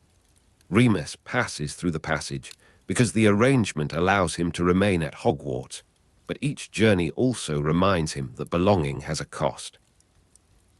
James, Sirius, and Peter follow because friendship has taught them that presence can be a form of protection. Their decision is gentle in intention and dangerous in practice, held together by loyalty rather than safety. The passage keeps both truths beneath the willow. The stone tunnel is narrow enough that shoulders nearly brush the walls, and the air becomes cooler as the castle falls behind. Dust rests in the joints between the stones, while fine roots press through the ceiling like dark threads. Somewhere above, the whooping willow moves, and its roots creak through the earth with a deep, wooden resonance. You smell damp soil, moss, and old mineral water gathering in unseen cracks. The sound of footsteps changes as the passage descends, becoming dull and close around you. Ahead, a faint square of moonlight appears at the far end, leading towards Hogsmeade and the deserted building beyond it. The boy's friendship made the secret safer for Remus, because he no longer faced every full moon entirely alone. Their presence gave shape to the hours that might otherwise have been filled only with pain, confusion, and fear. Yet the same friendship placed James, Sirius, and Peter within reach of a creature that could not distinguish care from threat. Remus could injure them without intending to do so, and they could not depend upon his recognition to protect them. The boys accepted that danger without fully understanding its scale. Their loyalty was real, their planning was clever, and their youth made the consequences seem more distant than they truly were. Within the shack, affection and risk occupied the same room. The abandoned interior holds the pale stillness of a place left outside ordinary time. Moonlight crosses the empty floor, touching dust, broken furniture, and the splintered edges of boards worn smooth by weather. A shutter knocks once, then settles against the frame. The ceiling answers with a slow creak as the temperature changes. You hear the far-off village bell from Hogsmeade, and its sound seems to arrive through layers of plaster, timber, and night air. Near the wall, a faded patch of paint has peeled away, revealing darker wood beneath. The room smells of dryness, cold ash, and rain that has entered through the roof. By morning, the Shrieking shack remains empty. The violent sounds have ceased. The full moon has moved beyond its highest point, and the building returns to the silence that helped preserve its reputation. The floor bears marks of struggle. Dust lies disturbed along the boards, and the air has lost the sharpness of the night. Remus is taken back through the passage towards Hogwarts, while James, Sirius, and Peter return in forms that conceal the human faces beneath them. They carry knowledge that cannot be spoken aloud, even among the wider circle of students. The shack keeps its secret, and the village keeps its stories about one of Britain's most haunted buildings. Morning enters the rooms without warmth, spreading a colorless light across the abandoned floor. Dust hangs briefly in the air before settling again, and the splintered boards appear almost silver where the sun reaches them. Outside, frost has gathered along the grass, while the road towards Hogsmeade shows only a few dark tracks. The village bell sounds faintly, its note softened by walls, mist, and distance. The Whomping Willow stands beneath a paling sky, its branches less threatening now, but still moving with abrupt authority. You feel the cold glass of the window beneath your hand, and the night's metallic taste has faded into the ordinary flavor of morning. Remus returns to the castle, carrying the pain and exhaustion of another transformation, while the other three boys return with the knowledge of what their loyalty has required. Classes resume, meals continue, and the timetable folds itself back into familiar shape.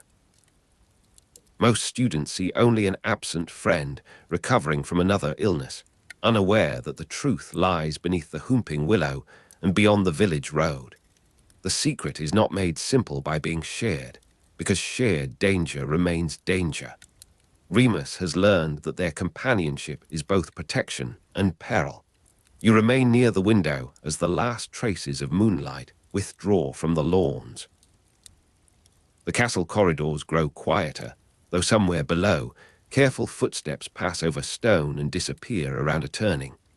Behind the towers, Hogsmeade settles into the hush before dawn, and the distant bell waits for another hour. The Whomping Willow gives one final creak, its roots holding the hidden passage beneath the earth.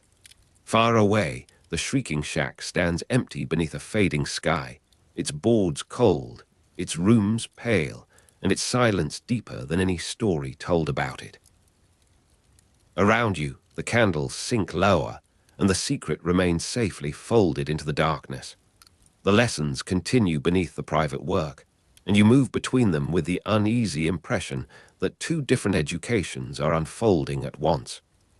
In the classroom, you copy dates from the blackboard, measure ingredients, and sit examinations beneath the stern attention of professors. Beyond those expected duties, James, Sirius, and Peter maintain another program, hidden among locked cupboards, unfinished essays, and evenings that quietly lengthen. Ink dries on cramped notes while the castle settles around you, each dark letter seeming to lean towards its neighbor. A quill hisses across parchment in the distant room, then pauses beside the scratching of another. Dust lies thickly along the shelves of a silent classroom, softening old labels and dulling the brass corners of forgotten books. Through the tall windows, afternoon light rests weakly upon the flagstones, revealing grains of grit and threads of cobweb between the boards. Somewhere above, footsteps cross a corridor and fade behind a wall. The air carries the dry scent of paper, wood smoke, and woolen robes dampened by the weather. Near the edge of the desk, a candle trembles whenever the door opens, though no one enters. Your hand rests close to the parchment, while the hidden work waits beneath ordinary homework. You learn that becoming an animagus is described as a highly advanced form of magic, requiring patience, precision, and an unusual tolerance for uncertainty. The transformation is not taught as an ordinary Hogwarts classroom exercise, because the curriculum cannot contain every danger concealed within the human body. James discovers references to the practice in old texts, while Sirius searches for discrepancies between instructions copied by different authors. Peter gathers details that might otherwise be overlooked, recording lunar phases, bodily sensations, and the effects of failed attempts. Their notebooks become crowded with corrections, crossed-out theories, and small warnings written in hurried hands. Night gives the abandoned classroom a different surface, and you notice how every object seems to carry a deeper shadow. The desk edges become dark ridges beneath your fingers, while the shelves rise like narrow cliffs into the dimness. A single window admits the smell of rain from the courtyard, carrying the mineral coolness of wet stone. The castle breathes through its cracks, with drafts moving beneath the door and stirring loose parchment on the floor. The quill rests beside an open ink pot, its feather casting a thin shape across the page. Candlelight gathers in amber pools and leaves the corners untouched. Beyond the glass, clouds pass over the moon, causing the battlements to appear and vanish in slow succession. You remain among the books while the weather presses softly against the ancient walls. You understand that the transformation is a discipline of repetition rather than a single spectacular spell. The boys must return to the same movements, the same concentration, and the same inward examination until effort becomes almost indistinguishable from habit. A successful animagus transformation produces one fixed animal form for each individual witch or wizard, and no careful intention can alter that final shape. James cannot choose a creature suited to one particular night, nor can Sirius exchange his form when circumstances change. The animal belongs to the person with the certainty of a shadow, waiting beneath the surface of the human figure. Beneath the castle, the corridors become colder as the hours pass, and you feel the chill rising through the soles of your shoes. Water ticks somewhere behind the masonry, marking time with a patient, irregular rhythm. The flagstones hold the day's stored cold, while the walls smell faintly of dust, wax, and old rain. A shutter knocks once in the wind, then settles against its frame. From the upper floors comes the muted movement of pipes and distant staircases, softened by layers of stone. The parchment beneath your hand has roughened where the quill pressed too firmly. Dried ink glints near the margin, and the candle flame bends low before recovering. Outside, the grounds are colorless beneath the cloud, waiting for the moon to return. You see James approach the work with restless intelligence, using his academic ability to dissect difficult instructions while continuing to behave as a persistent troublemaker. Sirius brings sharper confidence, questioning authorities simply because they are authorities and finding hidden possibilities in every restriction. Peter is less celebrated for ability, and the others sometimes speak over him before noticing that his notes contain the practical detail they need. Yet Peter remains with the process, repeating each stage after the others have grown bored or distracted. His eventual success will not be an accident, because persistence has its own quiet form of skill. A pale moon stands behind a sheet of cloud, and its light enters the room as diluted silver. The books appear older in that color, their leather bindings marked by tiny cracks, and their pages bowed from years of use. Dusty shelves breathe out the smell of dry glue whenever a volume is moved. You hear parchment dragging softly against wood, followed by the careful scrape of a quill being sharpened. Cold air crosses the floor and gathers beneath the table, where scraps of discarded notes lie folded like small leaves. The stone around you seems to remember countless secret lessons, though no voice rises from it. Far above, the castle battlements receive a faint brightness along their edges. You remain aware that the boys' work requires secrecy, since unregistered Animagi can face consequences from the Ministry of Magic. This knowledge does not stop them, but it changes the manner of their research. Names are omitted from certain pages, books are returned before anyone asks for them, and conversations end whenever another student enters the room. James and Sirius understand the seriousness more readily than they admit. while Peter measures the risk in the pauses between their jokes. None of them is yet old enough to hold the consequences comfortably in mind. They are teenagers undertaking dangerous magic, and their youth makes the secrecy feel both daring and fragile. Rain passes over the towers during the late evening, brushing the windows with a soft, uneven sound. Each drop catches the light for an instant before slipping into the darkness below. The air near the glass is colder than the air beside the fire, and your face feels the difference when you turn towards it. A damp smell rises from the courtyard stones, mingling with the faint sweetness of candle grease. The shelves remain motionless, their shadows packed tightly between the volumes. Somewhere in the corridor, a portrait murmurs in sleep and then falls silent. On the table, the notes lie open beneath a weight, their corners lifted by the smallest current. Beyond the battlements, rain turns the grounds into a blurred expanse. You recognize the purpose beneath their ambition, because the project is motivated by companionship rather than school credit or public recognition. Remus's condition has given their friendship a calendar written in moonlight, and the transformations offer a way to remain close when night would otherwise separate them. Their aim is not to win a prize, impress a professor, or place their names in a book. They want to accompany Remus, make the long hours less solitary, and turn fear into something shared. Their reasoning is imperfect, but its tenderness is real.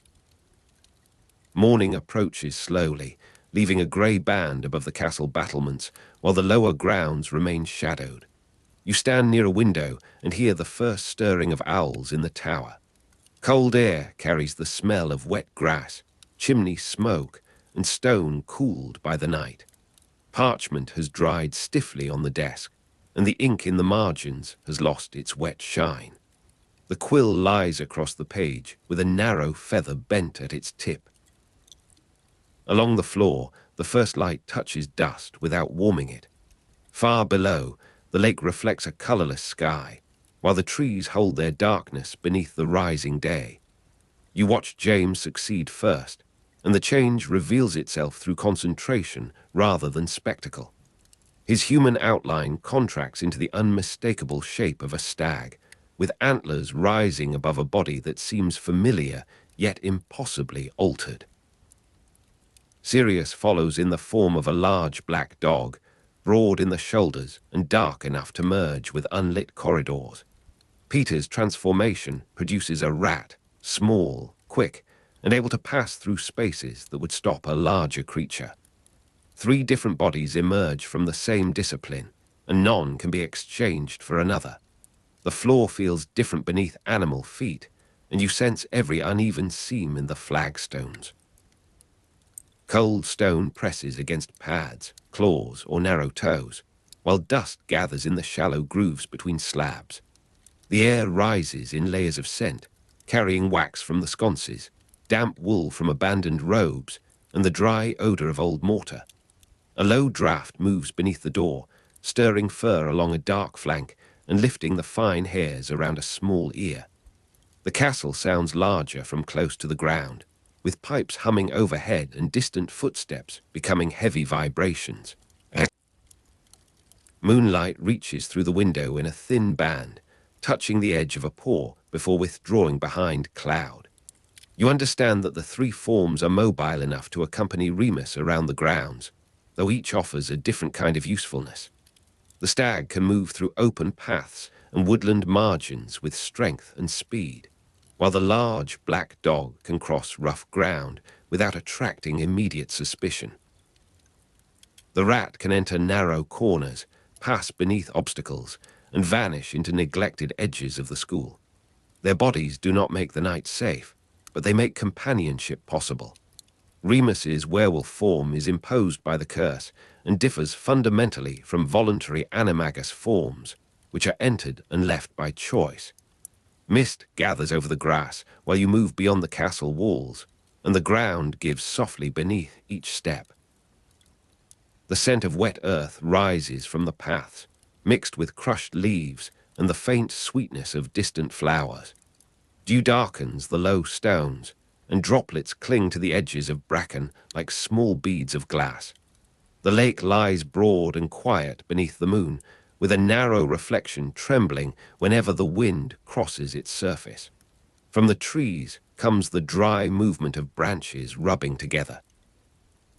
The castle battlements stand above you in broken silhouettes, and the windows hold scattered squares of gold.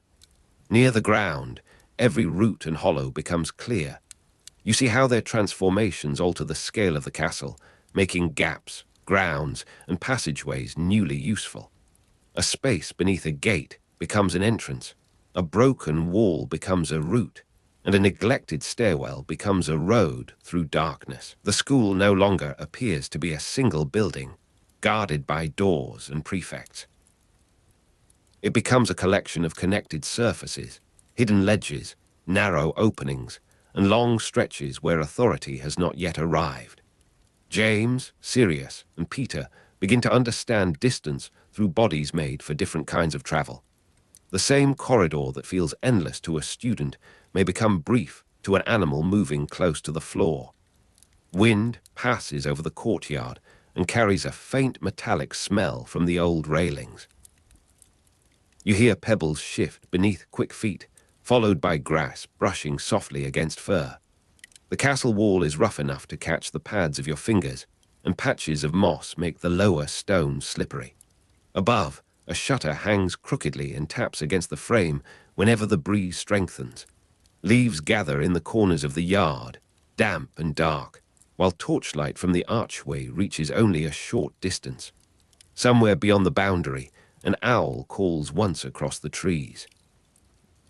Dawn light has not yet appeared, but the eastern sky is beginning to thin. You watch their skill grow through repeated attempts, each night adding a small improvement to the next. James learns to retain direction while changing shape. Sirius learns to control the force of his first movement, and Peter learns to remain calm when returning to human form takes longer than expected. Their work is not graceful in every moment, and sometimes an attempt leaves them shaken, cold, or unable to speak for several minutes. Nevertheless, the failures become part of the method. They adjust the timing, alter the place, and begin again beneath the patient movement of the moon. The empty classroom holds the smell of wet cloaks and extinguished candles, and you feel moisture cooling on the backs of your hands. A thin line of rain has entered beneath the window, darkening the wood of the sill. The quill marks on the parchment vary in pressure, some sharp and black, others faint where exhaustion weakened the grip. Dusty shelves retreat into the half-light, their upper levels hidden beneath a grey veil. You hear water sliding through a gutter outside, steady enough to resemble distant breathing. On the floor, a single thread from a robe lies beside a fallen feather. The fire has reduced itself to red embers, and the room waits quietly for another attempt. You note that lessons and examinations continue beside this private program of magical research, forcing the boys to divide their attention between ordinary obligations and dangerous invention. They answer questions about defensive theory in the morning, complete essays at midday, and practice transformations after curfew.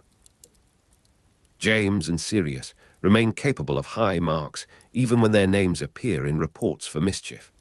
Peter works more quietly, sometimes carrying unfinished homework into the early hours after the others have gone to sleep.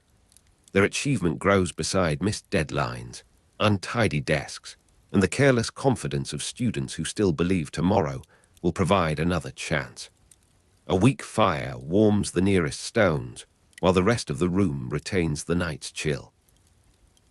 You hear the faint hiss of a quill crossing parchment, then the small click of its point against the ink pot. Wax softens around the candle base and gives off a mild, sweet scent. The shelves hold a dry silence, interrupted only by wood settling in the walls. Shadows move over the notes whenever someone passes beyond the door. In the distance, a bell marks the hour without urgency. The first pale line of dawn appears over the castle battlements, and the light touches the dust before it reaches the desk. You see their confidence increase as the castle becomes a place to be crossed after curfew. The boys begin making plans around the full moon, marking routes that will keep them near Remus while avoiding corridors watched by teachers or patrolled by prefects. Their animal forms allow them to move through the grounds with less noise and fewer obstacles, though the danger of discovery remains close. The group calls itself the Marauders in connection with this habit of roaming and mischief. The name carries childish pleasure, but it also records a serious change in their understanding of the school. Night returns with a clear sky, and you feel the cold settling over the grounds before the moon rises. Frost forms along the edges of the paths, whitening blades of grass and stiffening fallen leaves. The stone steps are hard beneath your feet, and every contact produces a muted scrape. A distant window glows above the courtyard, its warmth separated from you by walls, floors, and locked doors. The trees hold their branches still, allowing the faintest movements to travel between them. From the lake comes a smell of water and reeds, while the castle exhales smoke through its chimneys. The stars appear gradually over the battlements. You understand that the same friendship enabling the transformations also makes the boys increasingly confident in breaking rules. Because they have endured difficult preparation together, ordinary prohibitions begin to seem less persuasive. A locked door becomes a puzzle, a warning becomes an invitation, and a night patrol becomes an inconvenience to be studied. Their loyalty gives them courage, while their courage sometimes loses contact with caution. The skill that permits them to accompany Remus also encourages them to roam farther than they should. Their bond contains generosity and recklessness in the same quiet movement. The passage beneath the school is narrow, and you feel the earth close around you as the walls descend towards the hidden route. Roots press through the ceiling in thin, twisting shapes, carrying the scent of soil into the air. The floor is uneven, with patches of cold mud interrupting stretches of stone. Water has gathered in shallow hollows, reflecting a dim line of lantern light. Behind you, the castle seems to recede into a muffled arrangement of rooms and staircases. Ahead, the tunnel bends towards darkness, where a small body can pass more easily than a human one. The air remains still, except for the movement of breath. You watch the achievement gather meaning without becoming harmless. An animagus form can offer movement, concealment, and companionship, but it cannot erase the laws governing magic or the dangers surrounding Remus's curse. The boys know enough to understand this, though they do not always behave as though knowledge were the same as wisdom. Their transformations are voluntary, while Remus's change arrives through the imposed violence of lycanthropy. Each full moon, therefore, carries both shared purpose and unspoken fear. The project helps them remain near him, yet it cannot control what the night may bring. The grounds lie silver beneath the moon, and you hear the faint rustle of reeds beside the lake. The water shifts against its bank with a soft, repetitive sound, almost hidden beneath the wind. Frost breaks beneath careful steps, producing tiny, brittle notes that vanish immediately. The smell of pine and damp bark comes from the edge of the forest, where the darkness is thicker than elsewhere. Above the trees, the castle towers are pale along their western faces. A bat crosses the open sky and disappears beyond the battlements. Cold air moves across your face, carrying no warmth from the distant windows. You see James's stag form lead across open ground, with Sirius's dog keeping close and Peter's rat moving through the margins. Their different bodies create a quiet arrangement of speed, strength, and concealment. They can accompany Remus around the grounds without remaining trapped upon roads used by ordinary students. The distance between the castle and the forest changes according to the body crossing it.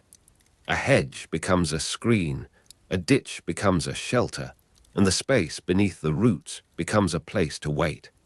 The boys learn that mobility can be a form of care, even when mixed with mischief. Dawn light appears over the castle battlements, while the last traces of night remain beneath the trees. You see the roofs change from black to blue-grey, then from blue-grey to the muted colour of old slate. Mist rests in the hollows beside the paths, and droplets shine on the grass when the light reaches them. The flagstones near the entrance are wet and cold, carrying the smell of rainwater and soot. Somewhere inside, a servant moves along a corridor, and the faint rattle of dishes rises through the walls. Feathers stir in the owlery above. The world resumes its ordinary shape, while the hidden travellers return from theirs. You hold both sides of the story together as the boys' achievement becomes undeniable without becoming an excuse. They have mastered advanced magic through years of preparation and practice, while remaining teenagers capable of careless choices. Their extraordinary loyalty does not prevent later failures of judgment, because courage in one circumstance cannot guarantee wisdom in another. The transformations reveal what friendship can make possible, yet they also strengthen the confidence with which the friends cross boundaries. Their secret remains remarkable, and its consequences remain waiting beyond the quiet rooms of the school. Morning settles across the castle with the smell of cold ash, damp stone, and ink drying on cramped notes. A quill hisses once across a sheet before being laid aside for the day. Dusty shelves receive the new light without surrendering their shadows, and the classroom appears almost ordinary again. Beneath the desk, a small scrap of parchment bears a lunar date, a route, and 3 names written in different hands. Outside, the battlements brighten while mist thins above the grounds. The lake catches a narrow band of gold. Around you, the school prepares for lessons, examinations, and the measured noise of daylight, while the Marauders' secret rests in silence beneath them. You return to the lessons, carrying the knowledge of their transformations through the corridors of ordinary study. The 3 bodies remain bound to the people who made them, and the memory of their purpose is stronger than any boast. Their achievement changes the scale of the castle, but it does not change the fact that they are young. The Marauders move forward with loyalty in their hands and mischief close behind. Along the walls, the first full light of day reaches every stone.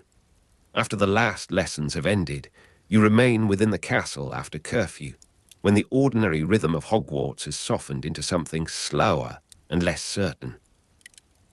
The corridors are quieter now, though never entirely still, because portraits turn in their frames, staircases shift beneath sleeping towers, and patrols pass with measured footsteps beneath the vaulted ceilings.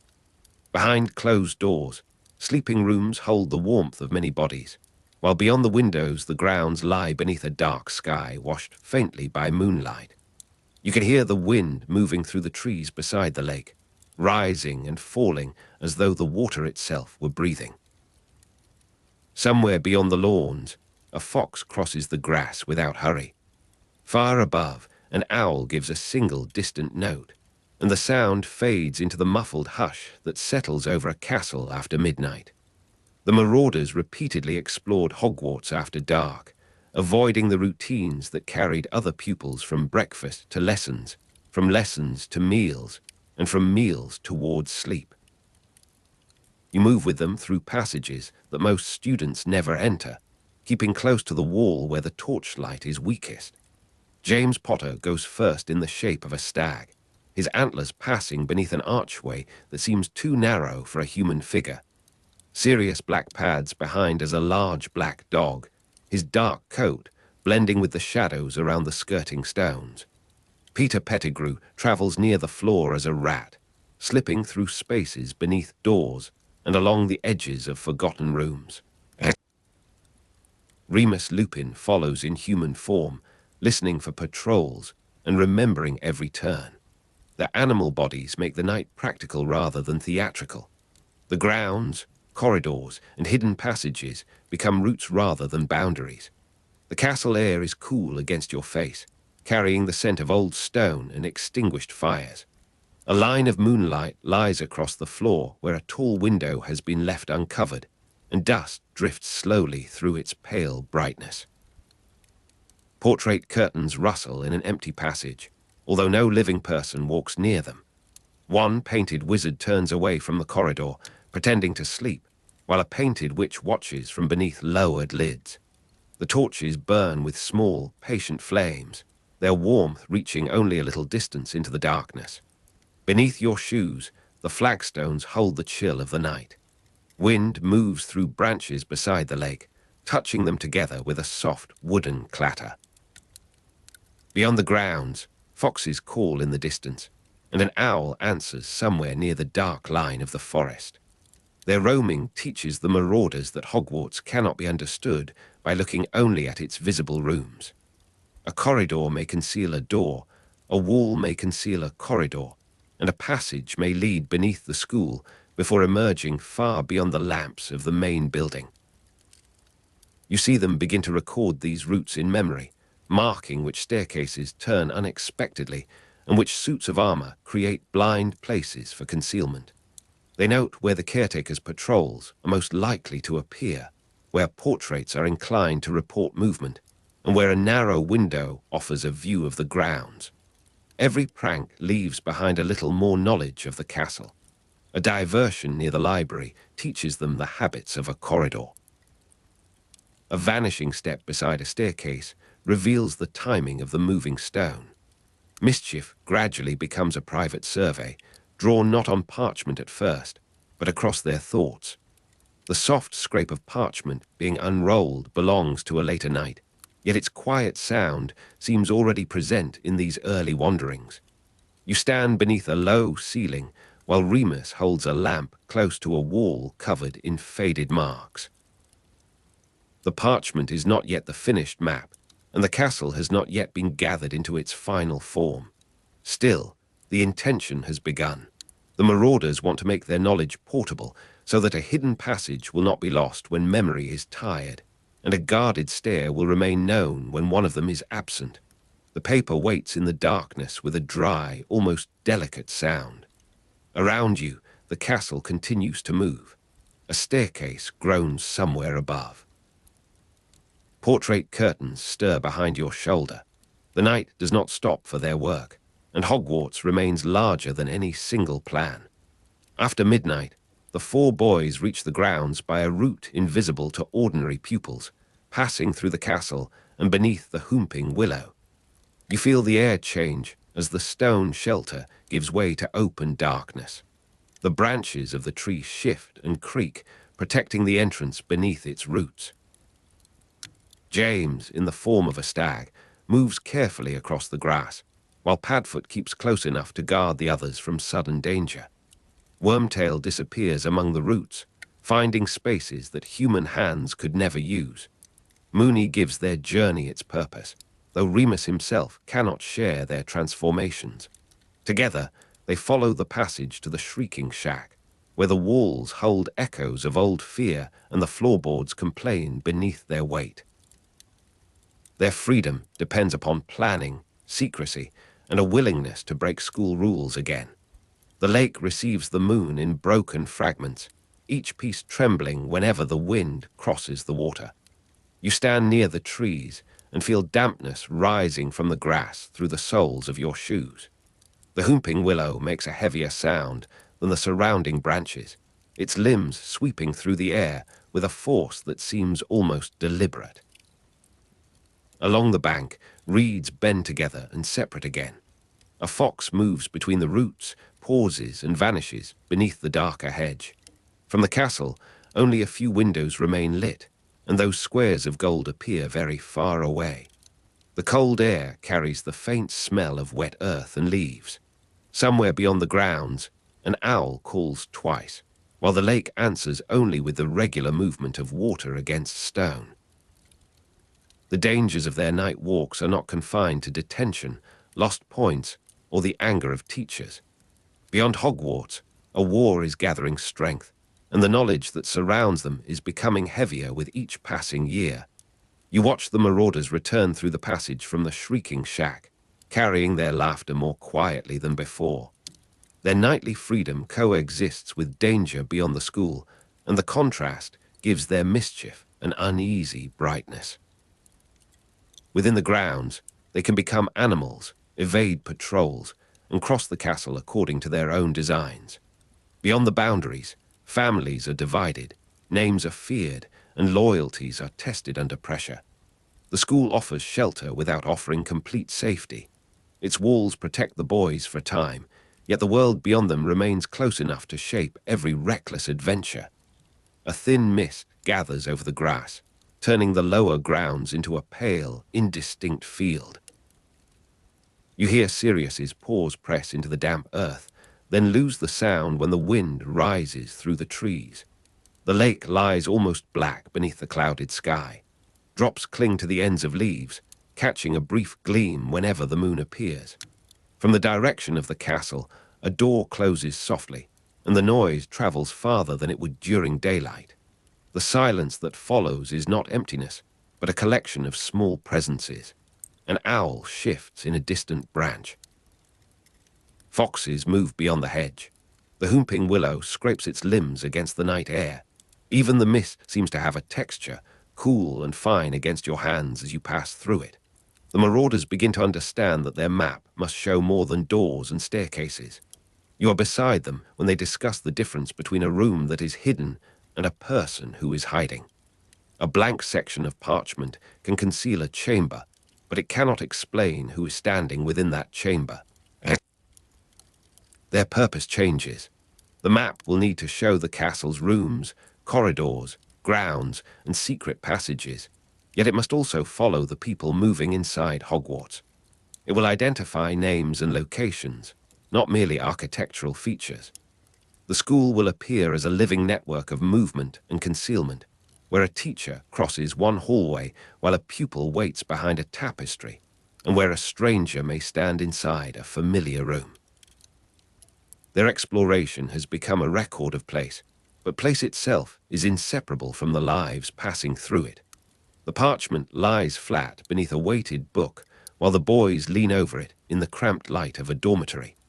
You hear the soft scrape of a quill, followed by the faint tap of its feather against the wooden desk.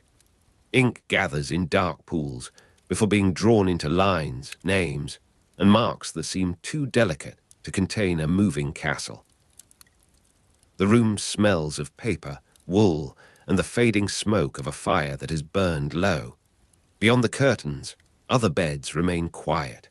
Somewhere below, a portrait mutters in its sleep.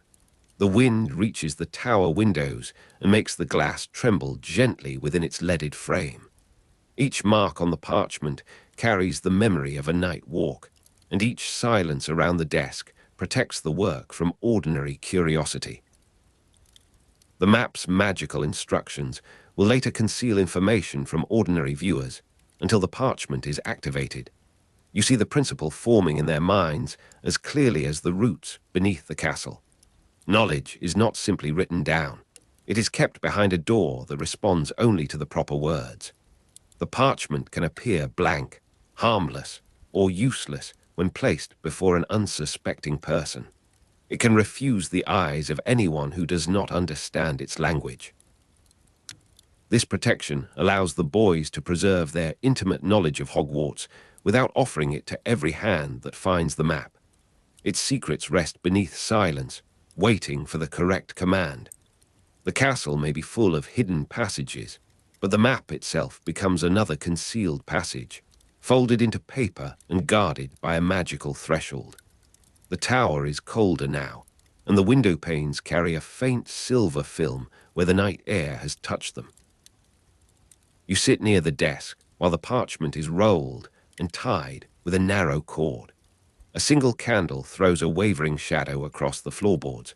The flame leans whenever a draft slips beneath the door, and its scent mingles with the dry odor of parchment. From below comes the distant movement of a stair, followed by the soft settling of the building.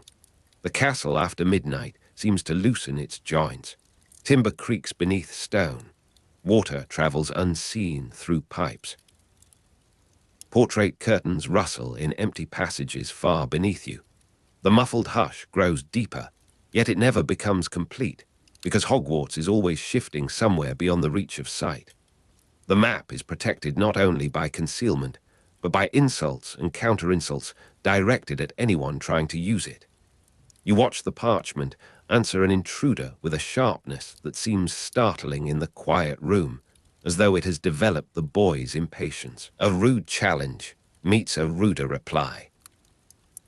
The exchange forms a barrier made from mockery, wit, and deliberate discouragement. Anyone who approaches without the correct confidence is turned away, not by a locked door, but by language. The protection is playful, yet it serves a serious purpose. A person who cannot pass the verbal test will not reach the hidden geography beneath the blank surface.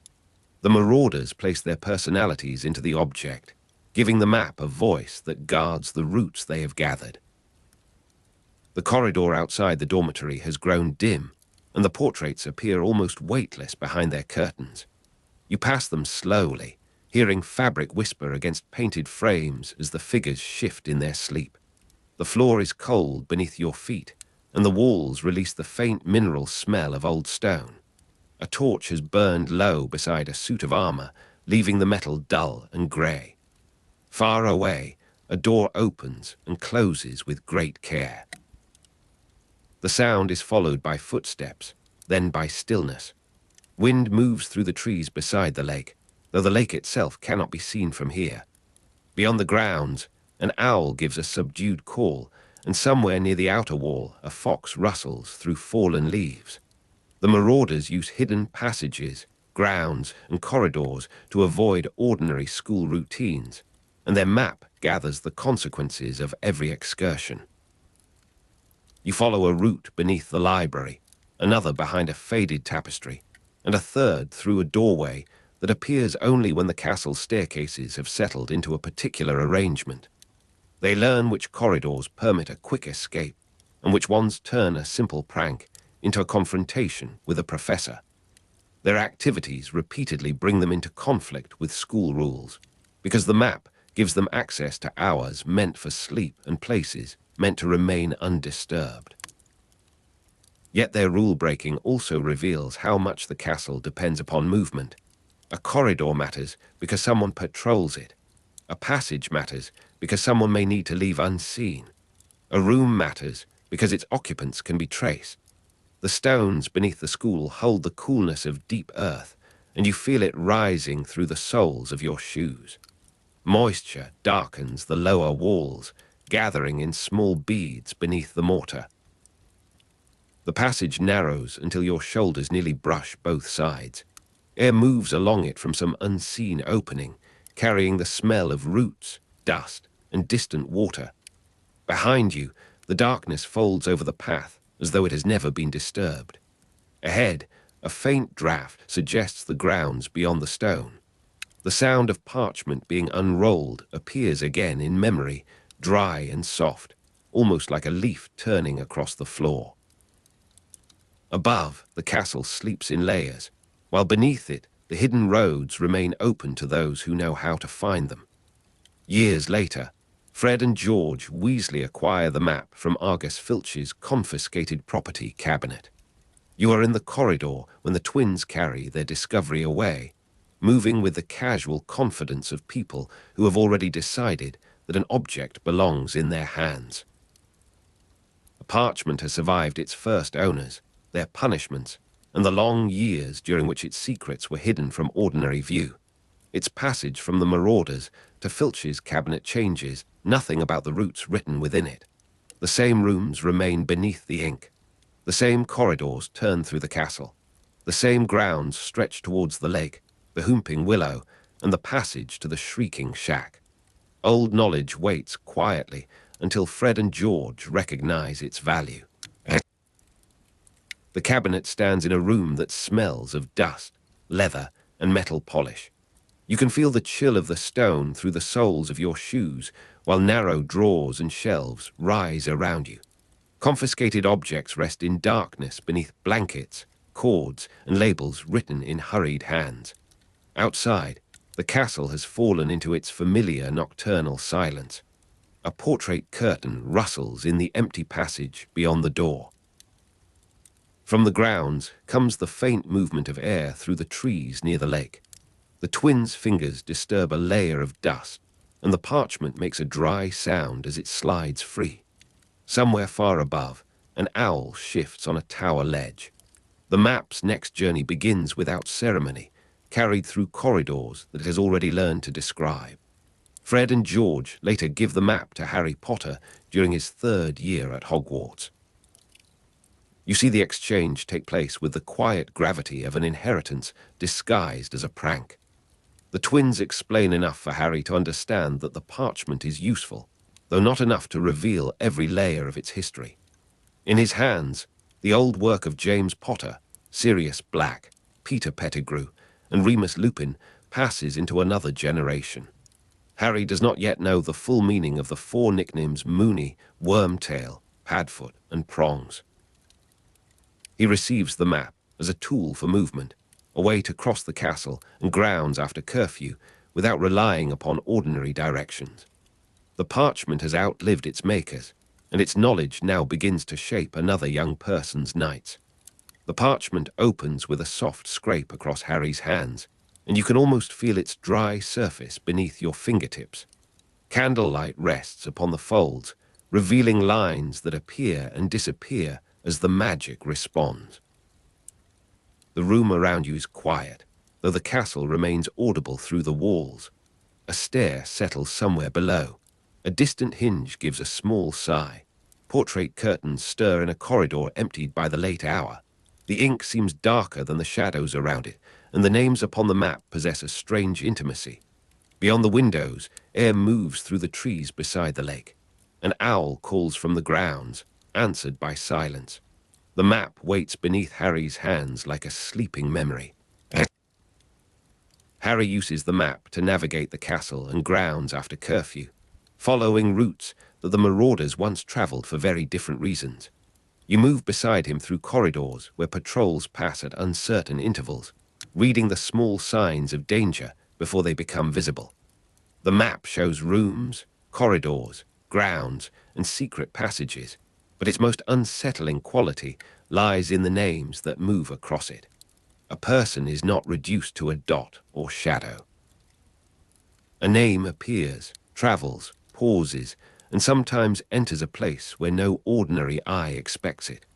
Harry can avoid a professor by watching the marks approach. He can leave the castle by a passage whose entrance is hidden in the stone. The old knowledge makes Hogwarts briefly legible to another generation. The night outside the castle is clear enough for the lake to hold a broken reflection of the stars. You cross a strip of grass where frost has begun to form, hearing it whisper beneath each careful step. The whooping willow stands beyond the open ground, its branches dark against the sky. A fox slips between 2 hedges, and the faint scrape of its movement disappears beneath the wind. Near the tower windows, a few curtains hang motionless, while others stir in drafts passing through the older rooms. From the grounds comes the distant call of an owl, softened by the wide air. The castle behind you seems both immense and fragile, its walls enclosing countless lives, while secret routes pass quietly through their midst. The map reveals Peter Pettigrew's presence at Hogwarts years after he was believed to be dead.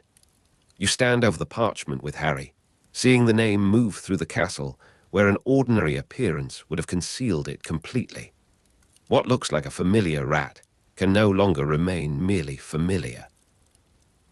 The map identifies the person beneath the shape, exposing an identity that ordinary appearances have hidden for years. This revelation changes the meaning of the map's magic. It is not only a guide to corridors and doors. It can recognize a person when the world has accepted a different story. Peter Pettigrew appears among the names, and the old nickname Wormtail acquires a darker weight. The castle's hidden geography now contains a hidden history. The room seems colder while the parchment lies open, though the fire has not changed. You hear the faint movement of paper beneath Harry's hands as he follows the name across the map. A coal settles in the grate, releasing a brief red glow that touches the furniture and fades. Beyond the door, the passage remains empty. A portrait curtain shifts in the draught and then hangs still. From far below comes the muted sound of a stair adjusting itself within the stone. Outside, air passes over the lake and through the trees, carrying only damp leaves and distant water. The owl beyond the grounds calls once, and the silence that follows feels deeper because the name has not vanished. The map's ability to expose concealed identities depends upon the Marauders' intimate knowledge of Hogwarts.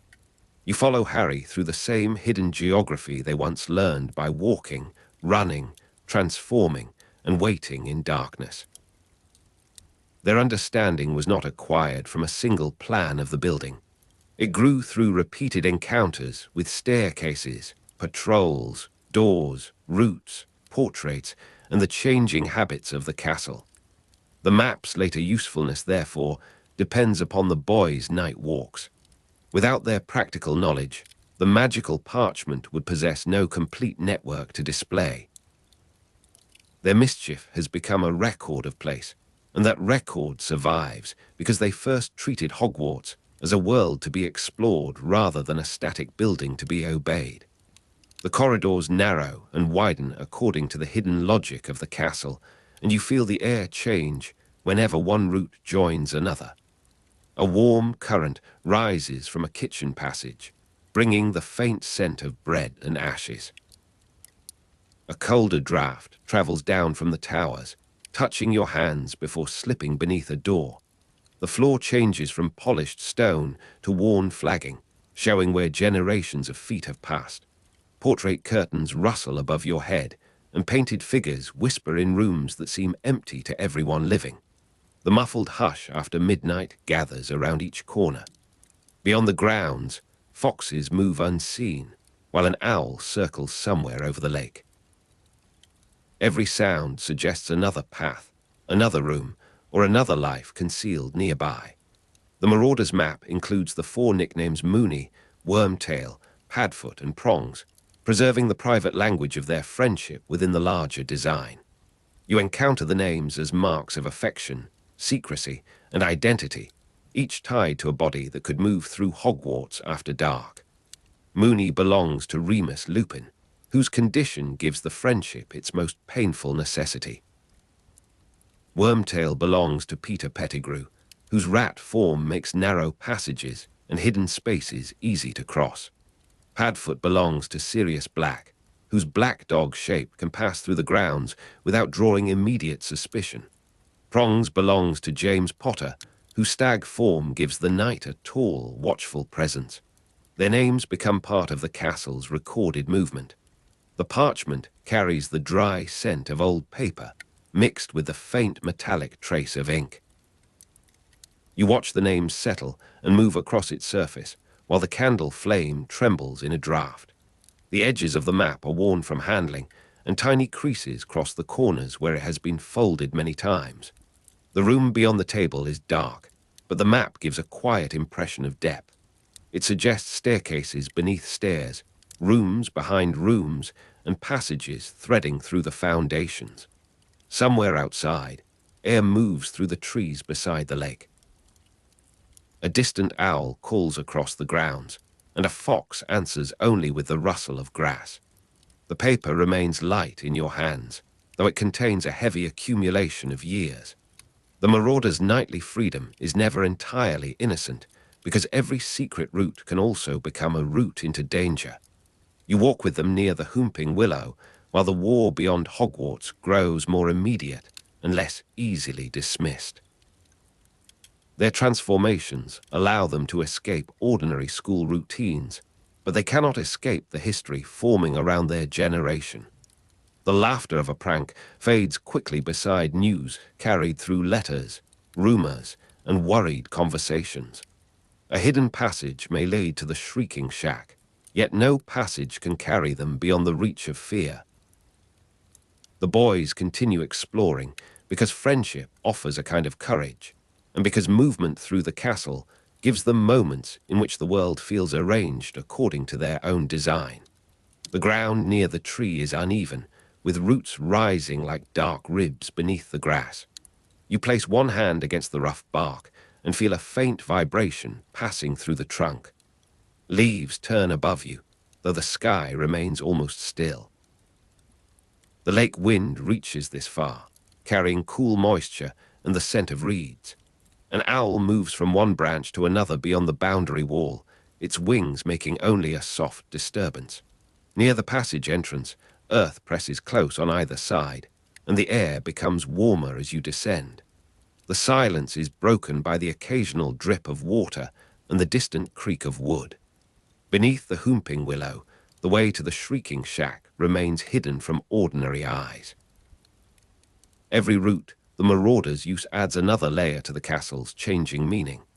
You see how a staircase becomes a refuge, how a courtyard becomes a meeting place, and how a room can serve one generation as a classroom before becoming another generation's hiding place. The map records these possibilities without reducing them to a simple diagram. It shows where people are moving, where they are waiting, and where they have chosen to remain unseen. Hogwarts is not presented as a static building, but as a living network of movement and concealment. Its walls guide the living, protect the absent, and sometimes preserve secrets longer than memory can manage. The Marauders transform mischief into a record of place, and the record continues to alter the lives of those who read it. The castle grows quiet enough that you can distinguish separate layers of sound. Water moves within hidden pipes. A stair turns somewhere beneath the western tower. The fire in a distant room releases a small crackle. Portrait curtains stir in an empty passage, brushing against frames with a soft, papery whisper. Through a high window, the lake appears as a dark band beneath the night sky. Wind enters through a narrow gap and cools the stones around you. Beyond the grounds, a fox pauses among the grass, while an owl calls from the direction of the forest.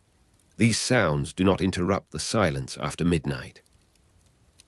They give it shape, allowing the sleeping castle to remain quietly present even when no human voice is heard. Years after the Marauders leave Hogwarts, the same knowledge passes into Harry's hands and makes the old school briefly legible to another generation. You follow him through the map's moving lines, watching the past and present occupy the parchment together. A passage remembered by James becomes a path used by Harry. A room once crossed by Sirius appears again, beneath a different name and a different night. The hidden geography remains faithful, while the people within it change. Harry walks through a castle that seems newly understandable, yet the understanding comes from boys who once wandered its grounds in animal form. Their freedom survives not as a story of triumph, but as a practical arrangement of routes, warnings, and names. A thin rain begins against the high windows, making a delicate pattern upon the glass. You hear drops gather and slide along the panes, while air moves through the trees beside the lake. The castle roof answers with occasional creaks, and somewhere in the towers, an owl settles beneath the eaves. The corridors smell of damp stone and old smoke.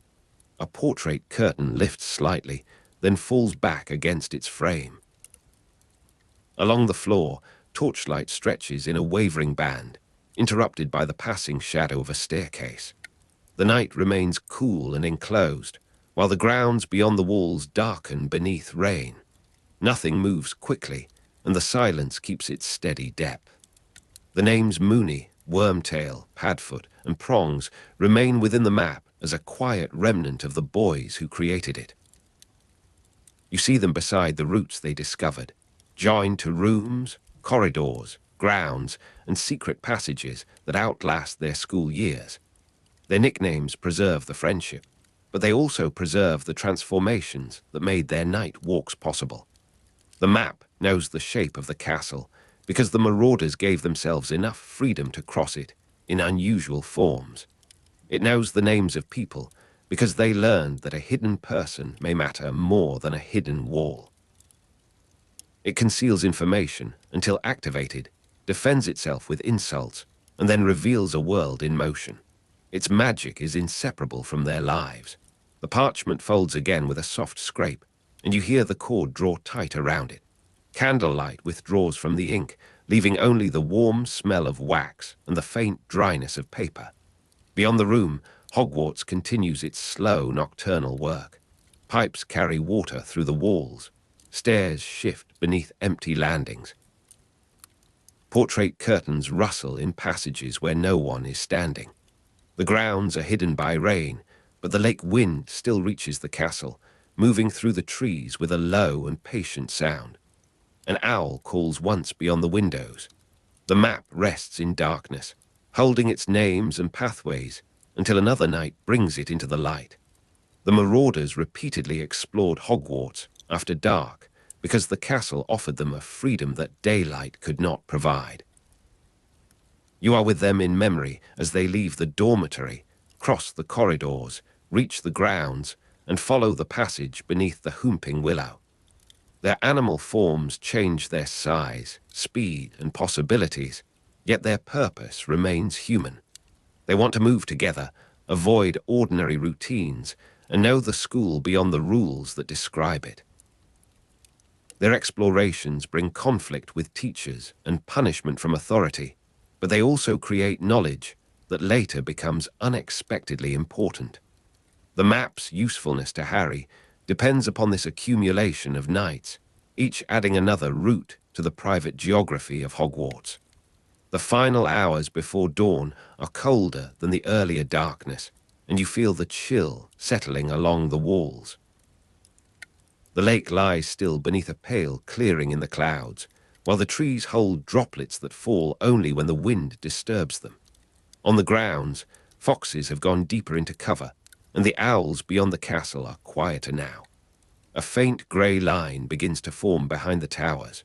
Portrait curtains hang motionless in the empty passages, and the last torches burn with subdued flames. The muffled hush after midnight has not vanished, but it has thinned towards morning. Beneath the Whomping Willow, the passage remains hidden. Within the castle, names continue to move across the map. The old routes do not disappear when the boys grow older, because the map preserves them as patiently as stone preserves footprints. You stand once more within Hogwarts, where its rooms, corridors, grounds, and secret passages form a living network rather than a fixed arrangement. The Marauders' exploration transformed mischief into a record of place, and that record revealed more than architecture. It showed movement, concealment, loyalty, danger, and identities that appearances could hide. Years later, Harry follows the same paths after curfew, carrying the knowledge of an earlier generation into his own uncertain nights. Beyond the walls, the war continues to cast its shadow. Within them, the map keeps opening its quiet world to those who know the words that wake it. Dawn reaches the highest stones first, then descends slowly through the towers and corridors. You hear the castle return to its daytime sounds as doors open, fires brighten, and distant footsteps begin to gather. The wind beside the lake softens beneath the growing light. An owl disappears beyond the grounds, while a fox slips into the trees before the lawns become busy. The parchment lies folded and silent, its insults, nicknames, roots, and names resting beneath the surface. The Marauders have gone, yet Moony, Wormtail, Padfoot, and Prongs remain in the record they made. Around you, Hogwarts wakes as though nothing has changed. Beneath that ordinary awakening, every hidden passage continues to remember where the night has been. Grey morning settles over the grounds after a long night, and the parchment remains folded where the last darkness left it. You stand near the castle window, watching the roofline disappear into night mist, while the first pale light touches the towers and battlements. The old paths continue beneath the stone, joining staircases, doors, courtyards, cellars, towers, and woodland tracks in a hidden arrangement. You can almost feel the parchment remembering every turn, every archway, and every narrow corridor that ordinary students pass without seeing. Beside a bedside lamp, the map would be warm beneath your hand, carrying the faint smell of ink, wax, and old wood. Its surface would lie quiet for a moment, as though the castle itself were gathering its thoughts beneath a thin brown skin. Then the quiet crackle of a magical sheet unfolding would move through the room, delicate as dry leaves shifting beneath a window. The castle roofline would fade farther into the mist, while the grounds below remained grey, damp, and almost perfectly still. You would see the parchment widen beyond the limits of an ordinary drawing, with corridors joining courtyards and passages bending beneath towers. The Marauders' map began with 4 boys who had learned that Hogwarts contained more than its visible rooms and permitted routes.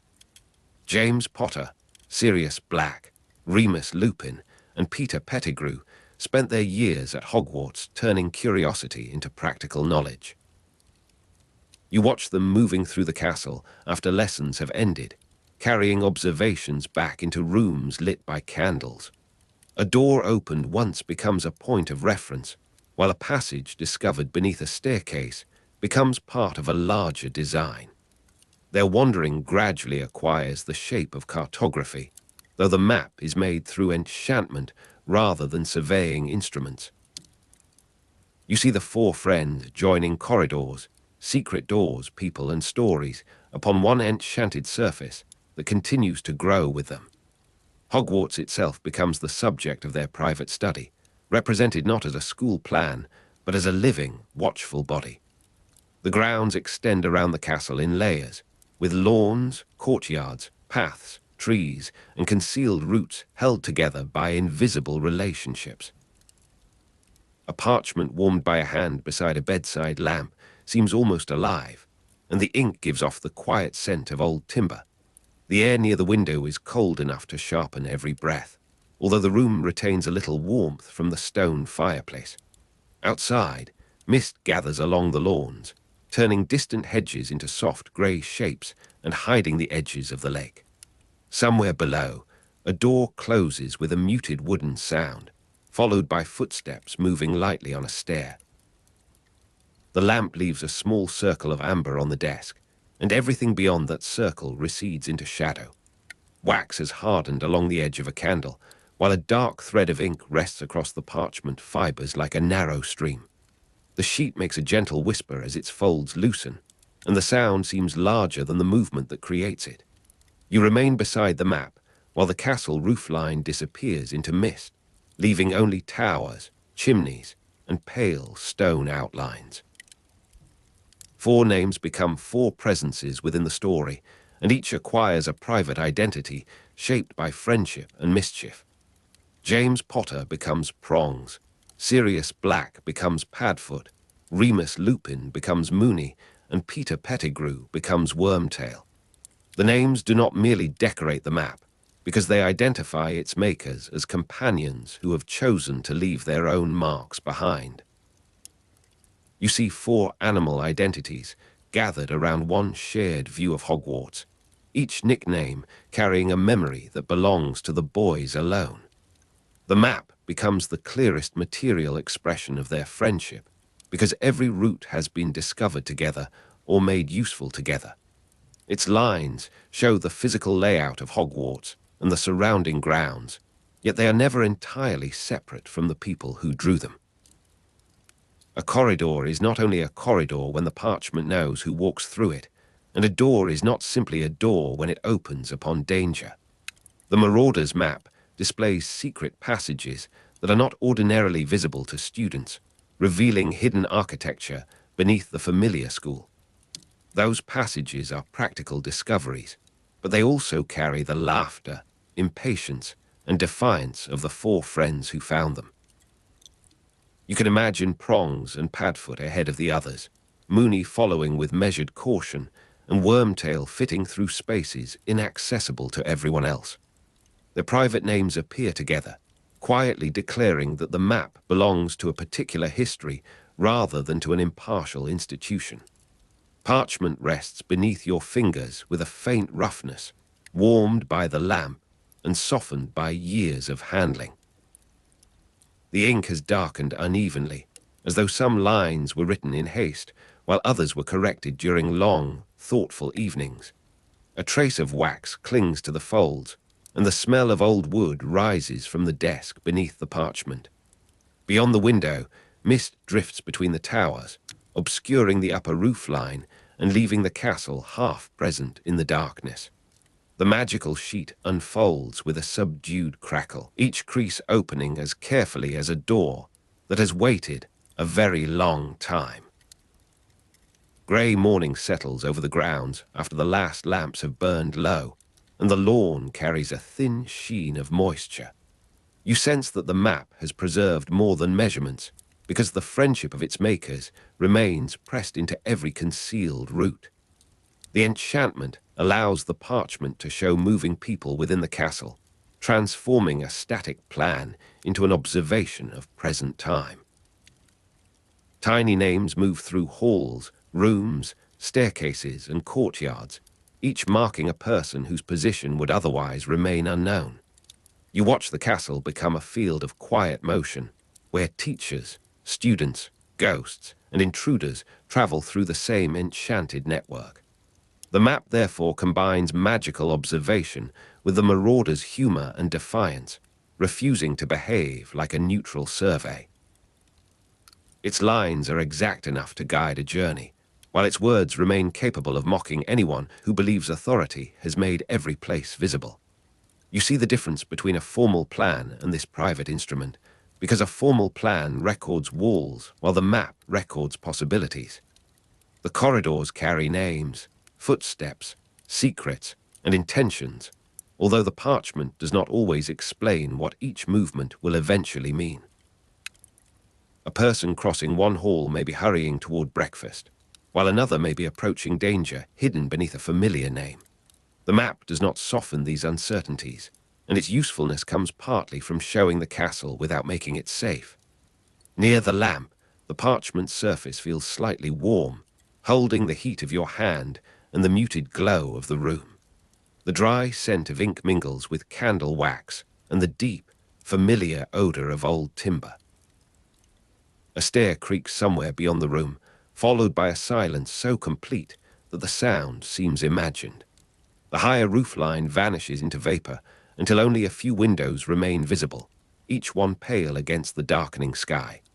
The sheet opens with restrained magical movement, and its corners settle flat, as though guided by invisible fingers. Grey light gathers over the grounds after a long night, leaving the lawns colorless and the distant trees indistinguishable.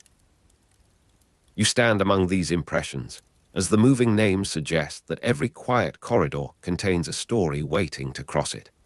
The boys' school years eventually end, although the map continues beyond the rooms where it was first made and used.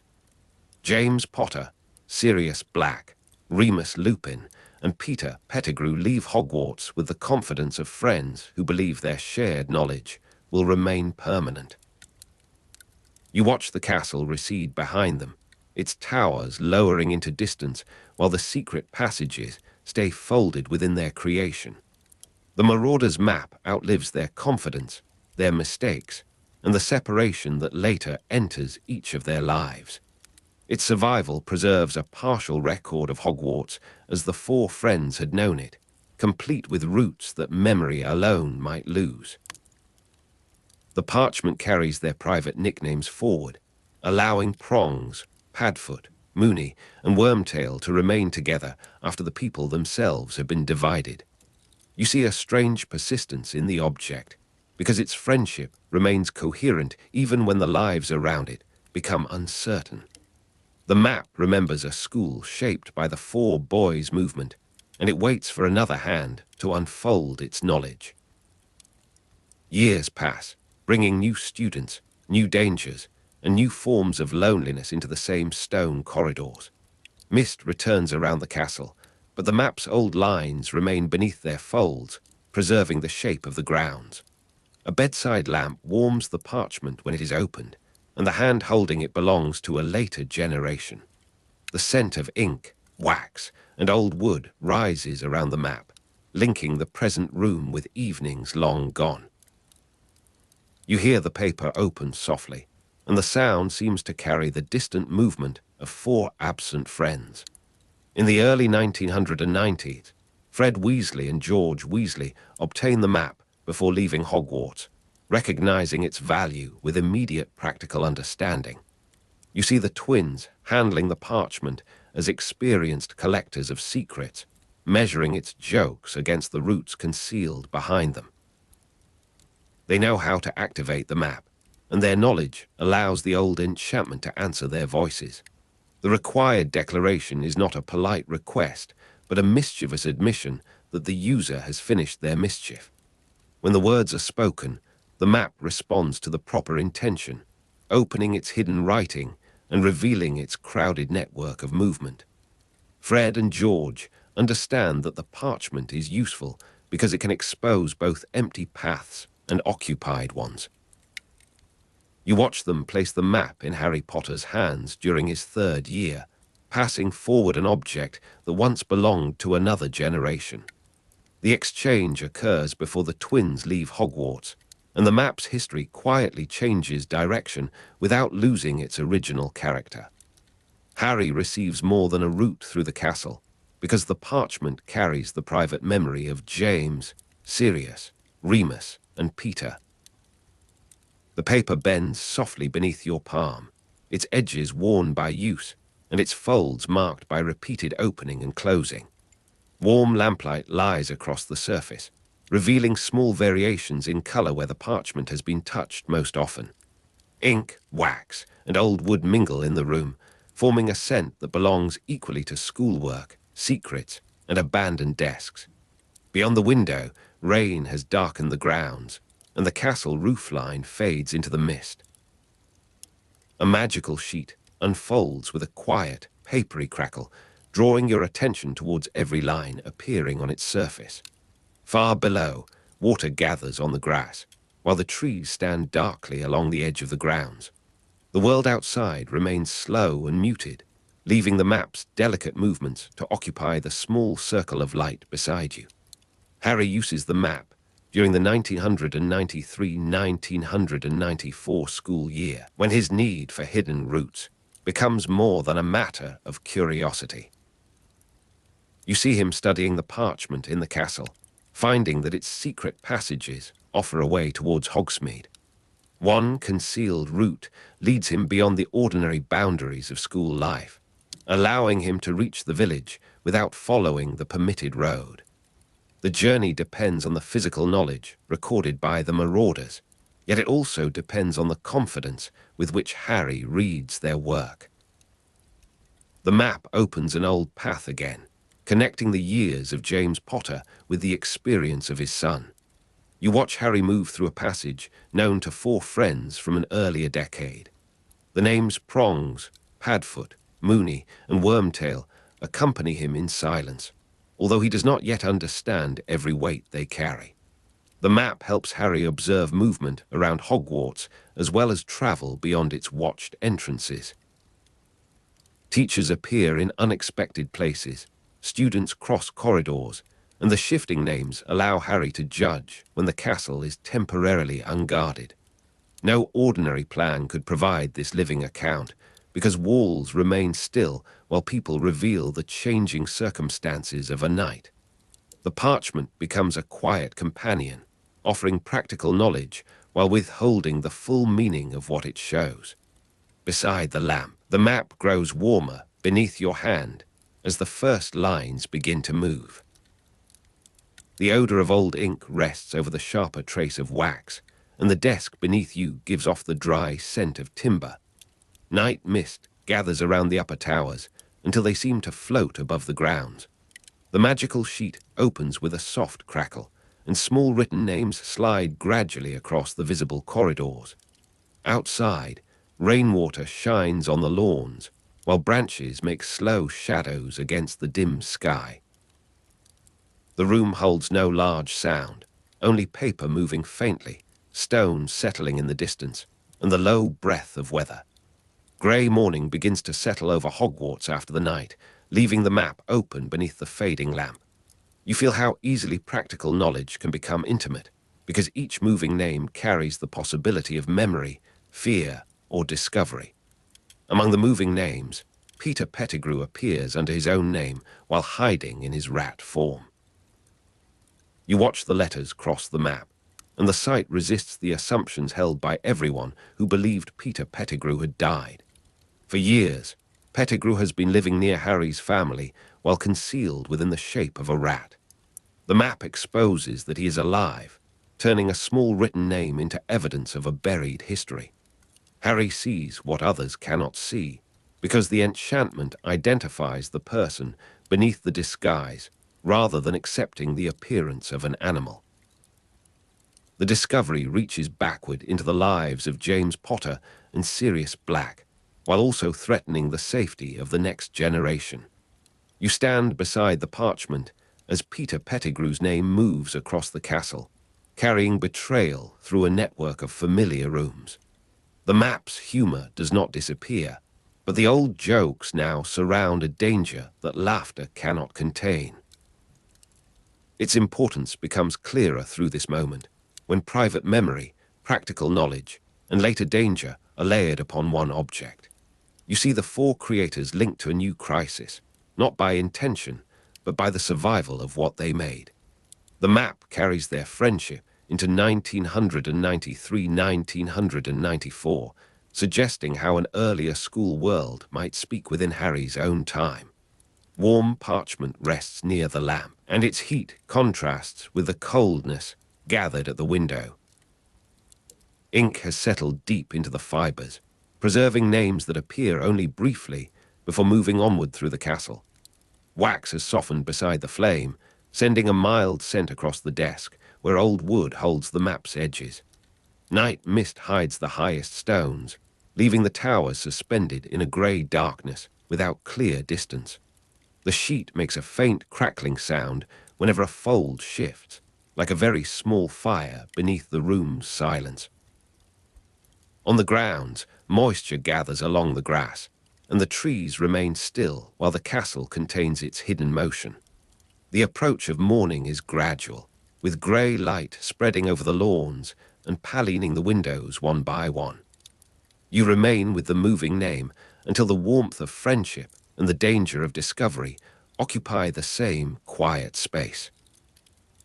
The Marauders map links the Marauders school friendship with events affecting the next generation, and this link gives the object its lasting force. You see James Potter's school years continuing through Harry's hands, while Sirius Black, Remus Lupin, and Peter Pettigrew return as names within a changed story. The connection is not simple inheritance, because Harry receives both assistance and unresolved pain from the map. Its passages help him move through Hogwarts, yet its observations also reveal a person whose survival alters the meaning of his family history. The four private nicknames remain together on the parchment, while the original friends have been scattered by death, betrayal, illness, and separation. You watch the map preserve their shared view of the castle, even when their lives can no longer be gathered into one room. The object remembers corridors as they were known by the Marauders, while Harry experiences them under a different set of threats. Its lines therefore become a conversation across time, although no voice is heard and no message is written in ordinary language. The map does not explain the emotional weight of its discoveries, but its precise observation permits the truth to enter. You can feel the difference between an enchanted survey and a personal relic, because the map records both the building and the people who loved it. A hand warms the parchment beside a bedside lamp, and the surface gives slightly beneath the pressure of your fingers. The familiar mixture of ink, wax, and old wood hangs in the air, while the fire makes the room smell faintly of ash. Mist moves around the castle, erasing the highest towers and softening the distant outline of the grounds. Opening the magical sheet produces a quiet crackle that travels across the room before the parchment lies still again. Grey light rests over the lawns after the night, and small beads of water shine along the grass near hidden paths. The trees hold their shapes in the dimness, while the stone walls absorb the last traces of darkness. No strong wind disturbs the map, yet the world outside remains gently unsettled by weather and approaching light.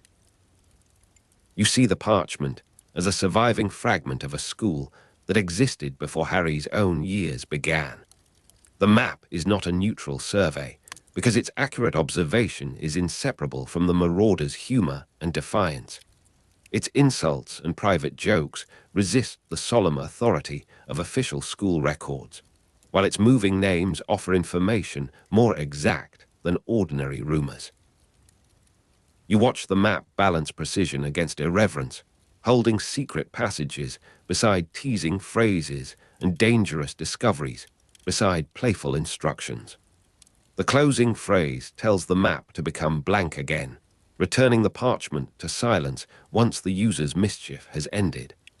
That command does not erase the work of the four friends, although it conceals their writing beneath an ordinary appearance. You see the surface empty itself, leaving no visible corridor, name, or insult for an unknowing observer. The blankness is part of the map's protection, allowing the object to pass through the school without announcing what it contains.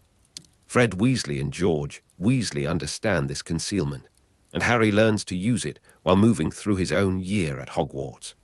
The map's knowledge remains available to those who know how to activate it, including Harry Potter and the Weasley twins. A parchment warmed beside the lamp becomes an apparently modest thing when its enchantment is closed. The smell of wax has faded into the wood around the desk, and the ink is hidden beneath the pale surface. Beyond the window, mist withdraws from the roofline in thin strands, revealing a tower before hiding it again. The magical sheet folds with a soft crackle, each crease returning to its former place beneath your careful hands. Grey light rests across the grounds, showing wet paths, dark hedges, and the first pale edges of the lake. A bird moves somewhere beyond the window, though its sound is too distant to identify among the quiet of morning. The castle seems ordinary once more, yet the folded map carries every concealed route beneath its unmarked exterior. You understand that the map's importance comes from the layers joined within it, rather than from its ability to provide directions alone. Private memory belongs to James Potter, Sirius Black, Remus Lupin, and Peter Pettigrew, whose nicknames remain joined across the parchment. Practical knowledge belongs to the corridors, secret passages, grounds, and moving people that the enchantment records with unusual clarity. Later danger belongs to Peter Pettigrew's appearance under his own name, revealing that he has survived and lived near Harry's family for years.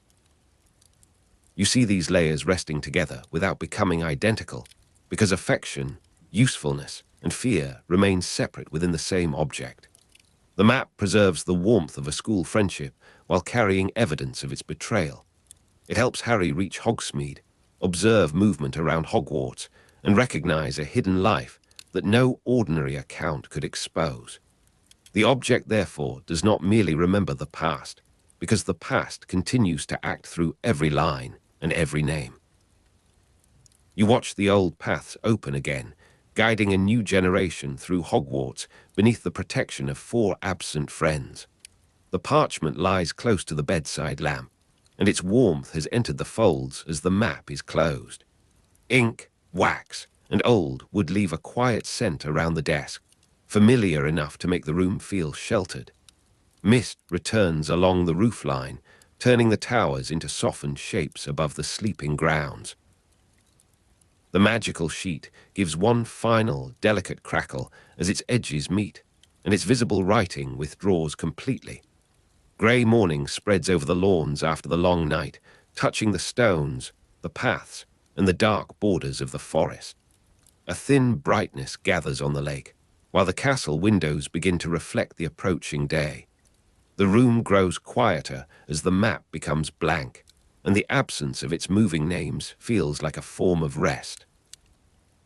You hold the folded parchment and sense the school years contained within it, still present beneath the surface without demanding to be read. James Potter, Sirius Black, Remus Lupin, and Peter Pettigrew remain together in the object they made during their years at Hogwarts. Prongs, Padfoot, Moony, and Wormtail continue to mark one shared view of the castle, four private names preserved by enchanted ink.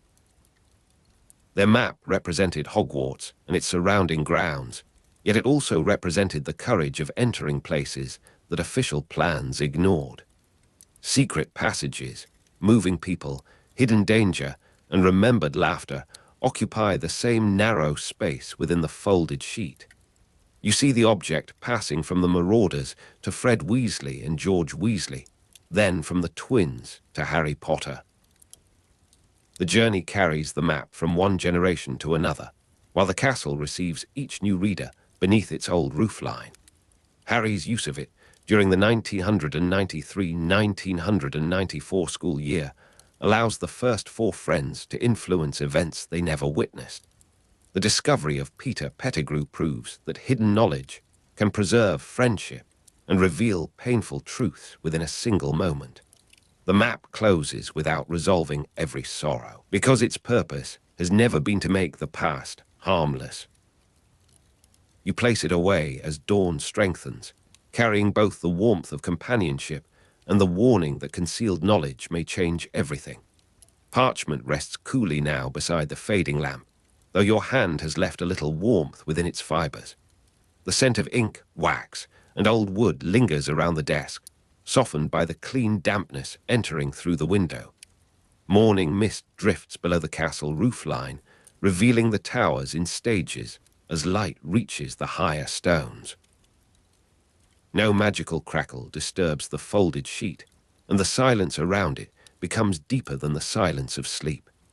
Grey morning settles fully over the grounds after the long night, silvering the grass and outlining the paths towards the castle.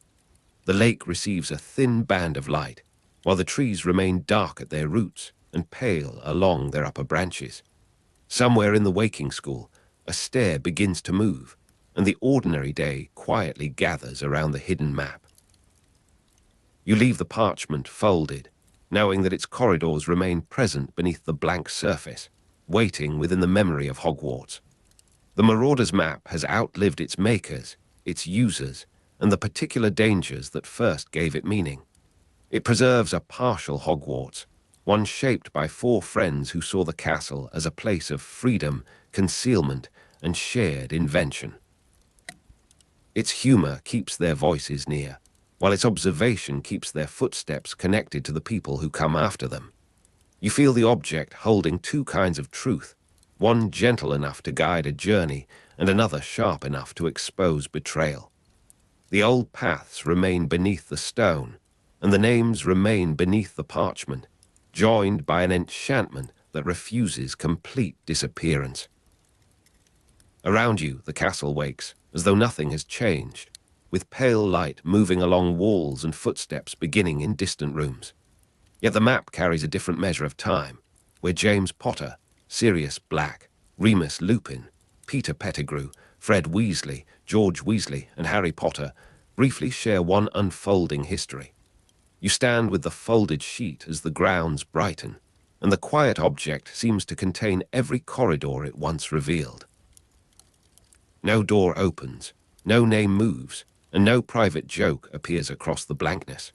Still, beneath the surface, the castle remains fully drawn, the secret passages remain connected, and the four animal identities remain together. The map has become a record of friendship, a practical guide, and a warning about the lives concealed within familiar places. You let it rest beside the lamp while daylight enters the room, carrying the faint smell of wet stone and old wood. The final warmth fades from the parchment, leaving only its natural texture beneath your fingers. Mist thins around the roofline until Hogwarts stands clearly above the grounds, its towers quiet against the pale sky. A last trace of paper settles into silence, and the map remains closed, patient, and unreadable. Outside, morning moves across the lawns, following paths known long before this day and destined to remain afterwards. You fold the history away with the parchment, keeping its friendship near while allowing its darker revelations to remain quietly understood.